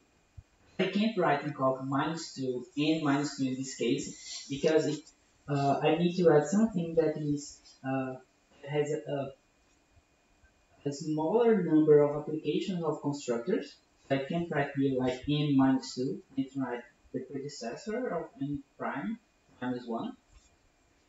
And if I provide this function with an even number, the first recursive call is going to be an odd number, and then you will get true as well. So basically, this function it terminates for any n, yielding true in every case. But you can't define this function in call. So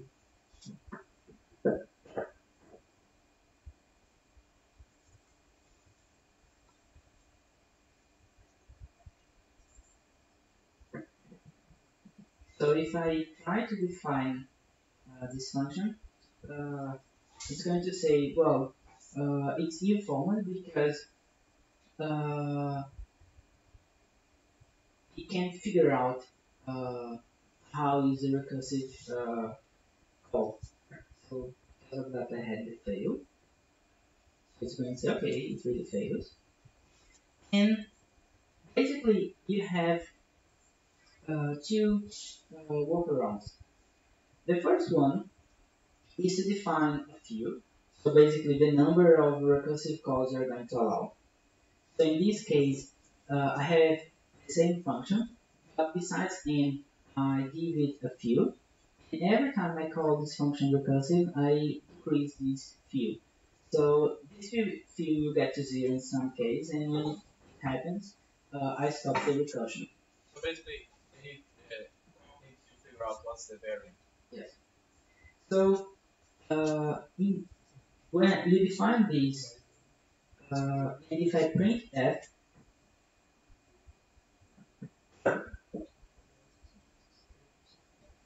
you see this struct field. So this is basically what is the function, sorry, the variable that's going to control the recursion. In this case, well, this is dangerous because if you remember that this function is going to return to for any n, but if you don't give enough field, this function is not going to return what you expect. What you can do in this particular case, you can note that this function is actually defined a recurrence relation, and you can use some tactics like a forward reasoning, like forward solution or backward solution to solve the recurrence relation. So in this case, I can define few in terms of n without the need of recursive definition. So basically, when n is 0, the few needs to be 0, so I don't need to recurse. If n is greater than 0 and n is even, the minimum few I need is equal to n divided by 2 plus 2. And if n is odd, the few is n plus 1 divided by 2.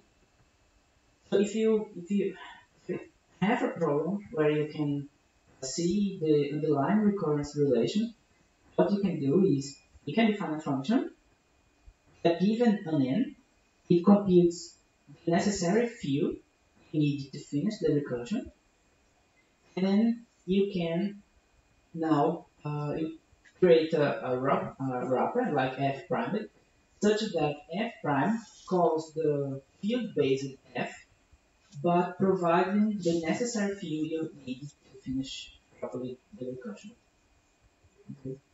So this is tricky. You need to be aware of this limitation of the clock framework.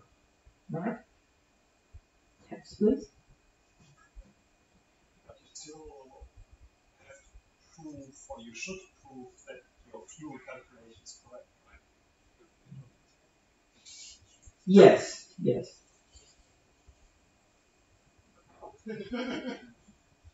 Well, If you assume as a specification that this function always yield true, you could establish a theorem saying that for all n, f prime of n is going to yield you true. And then you will need to manipulate the arithmetic expressions to prove this. I think it's possible.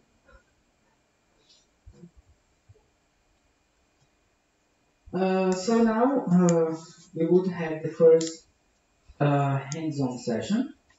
What do you I think I'm going to move the hands-on session to the end, so I will go on to the. What do you prefer? Hands-on? Okay, so hands-on. So if you are following the slides, here I have the solution. Thanks. Sorry.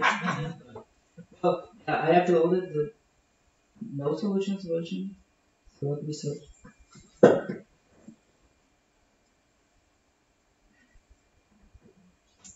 So you have here a couple of exercises to prove for some logic facts using the tactics that I showed you before. Due to the time, I suggest you to do the first exercise, skip the second one, that is optional. So the first one will deal with the tactics, and then do the third one that will deal with the functional part of my presentation. Right? So it will give you some time, then we continue. If you have any doubts, just raise your hands, please.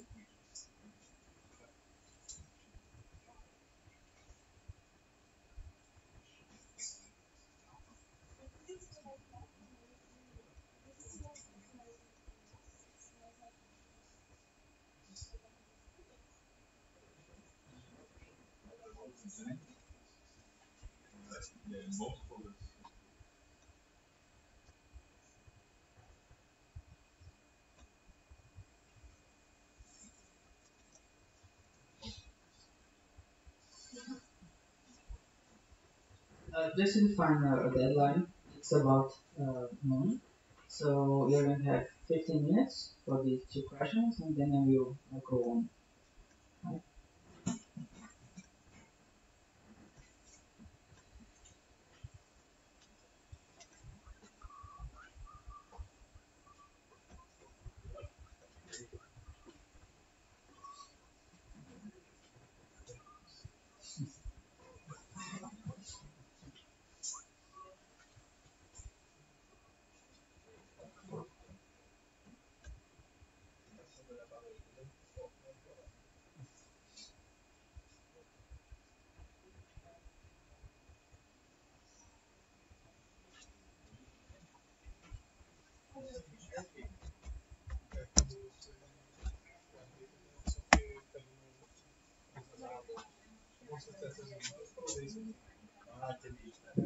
So, if you're not familiar, you should write your script, and you should remove the limited and write QD, right? The limited just to say, assume that this the theorem is true, and just let me go on.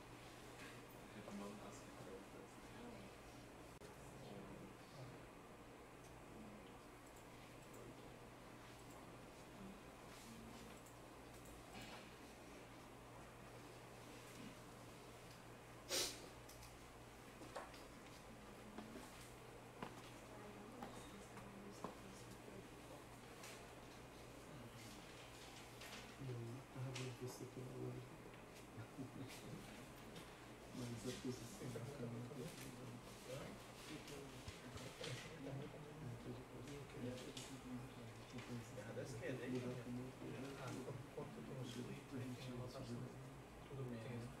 tudo tracinho, porque ele envelheceu sobre o aí você entra no. Não pode dar o próximo, prosseguir o next.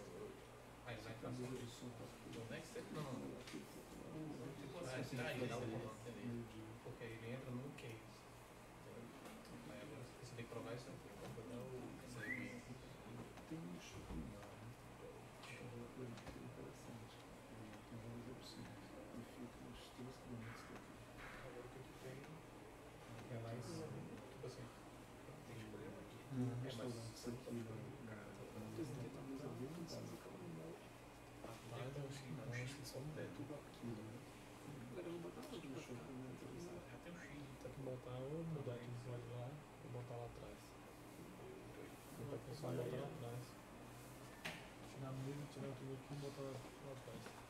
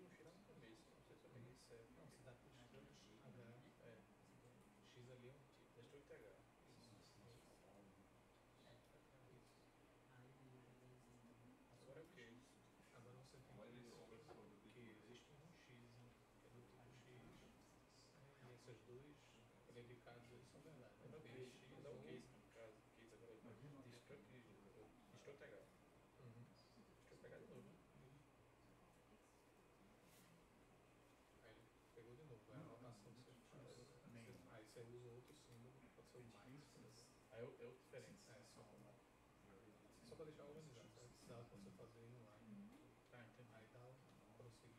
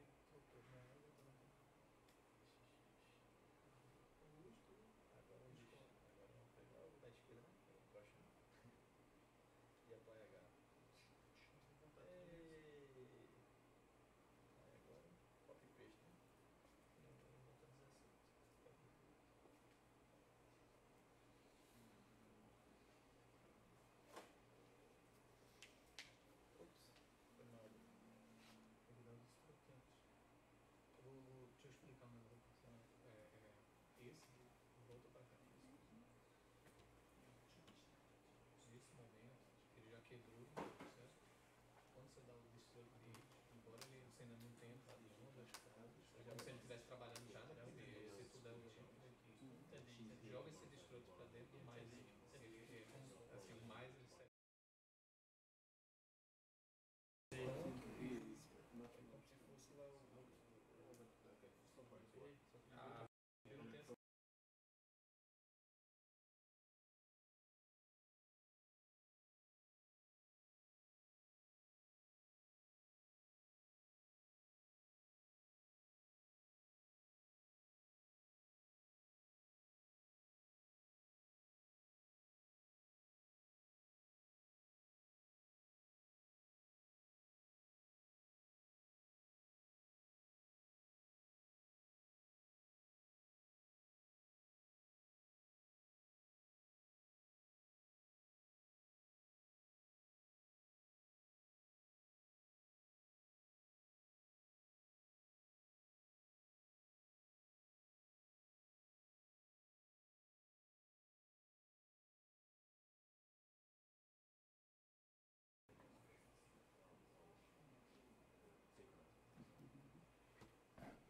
Tem que ter fim fatorial, é? O que é que tem fatorial?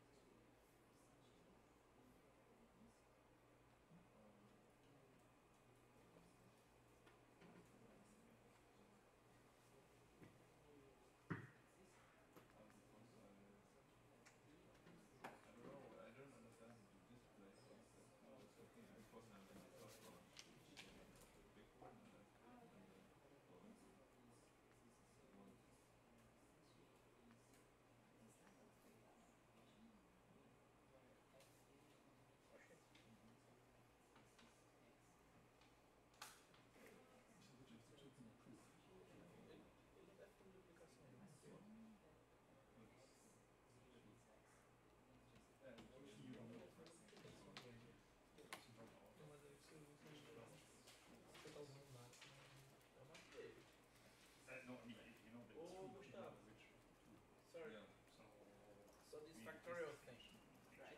you have not defined multiplication for your funny natural numbers. You can just, I'm using the box. No, Oh.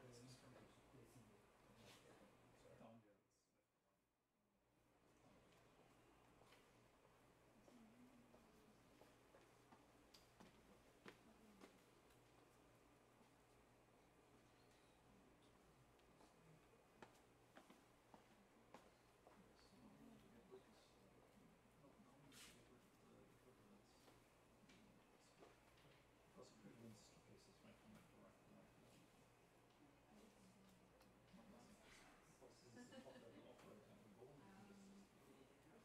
Maybe, I'm not sure what to ask you for, but I don't fully understand how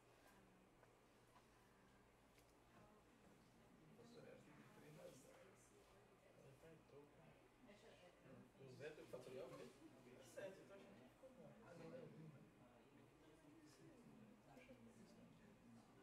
No caso, 2 era 0, aí eu multiplicava vezes 0.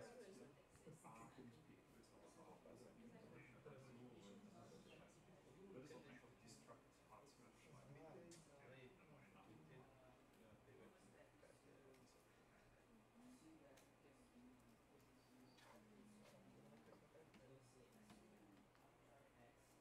Agora. So when I introduce X here, does that only fit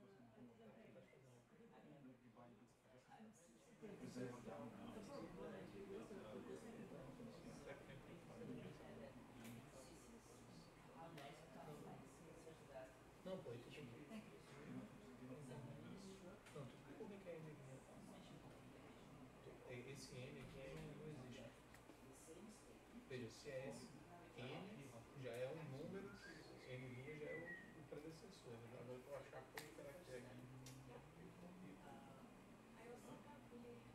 Mas tu não quer ele vezes o fatorial dele mesmo. Não, dele é, ó, se N for 2, S de etnia, S de etnia, S de etnia.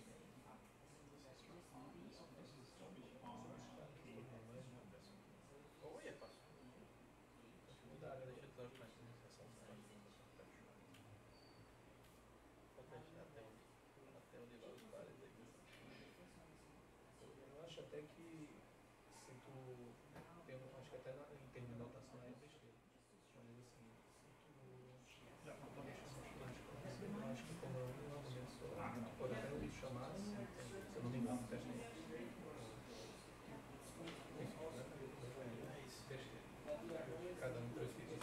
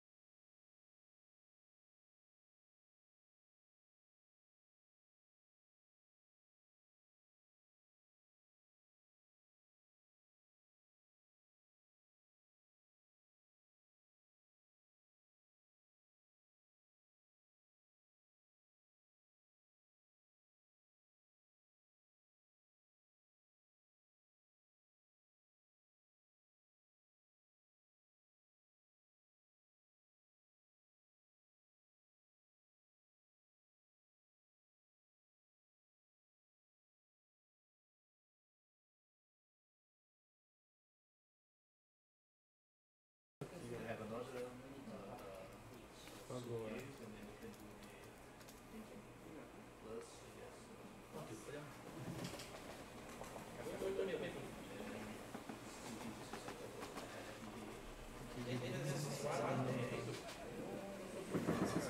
So we are running out of time. I'm going to replan my original plan. So I really think that's important to get your hands on. It's really difficult to learn how to use the call proof assistant if you don't spend some time trying to use it. So now I think we need to stop for a lunch break, right? You can try to continue the exercises after lunch, and when I come back, I will resume from that point. Okay? So, thank you. Yeah. Thanks, Gustavo. We are going to have lunch in a shopping mall nearby, so maybe we can like organize to put everyone together since we are not that many, and also.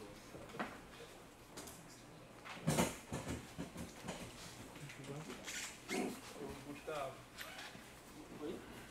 realmente é difícil aprender a manipular como se pula aí. Tem que ter prática, né? Treina, treina.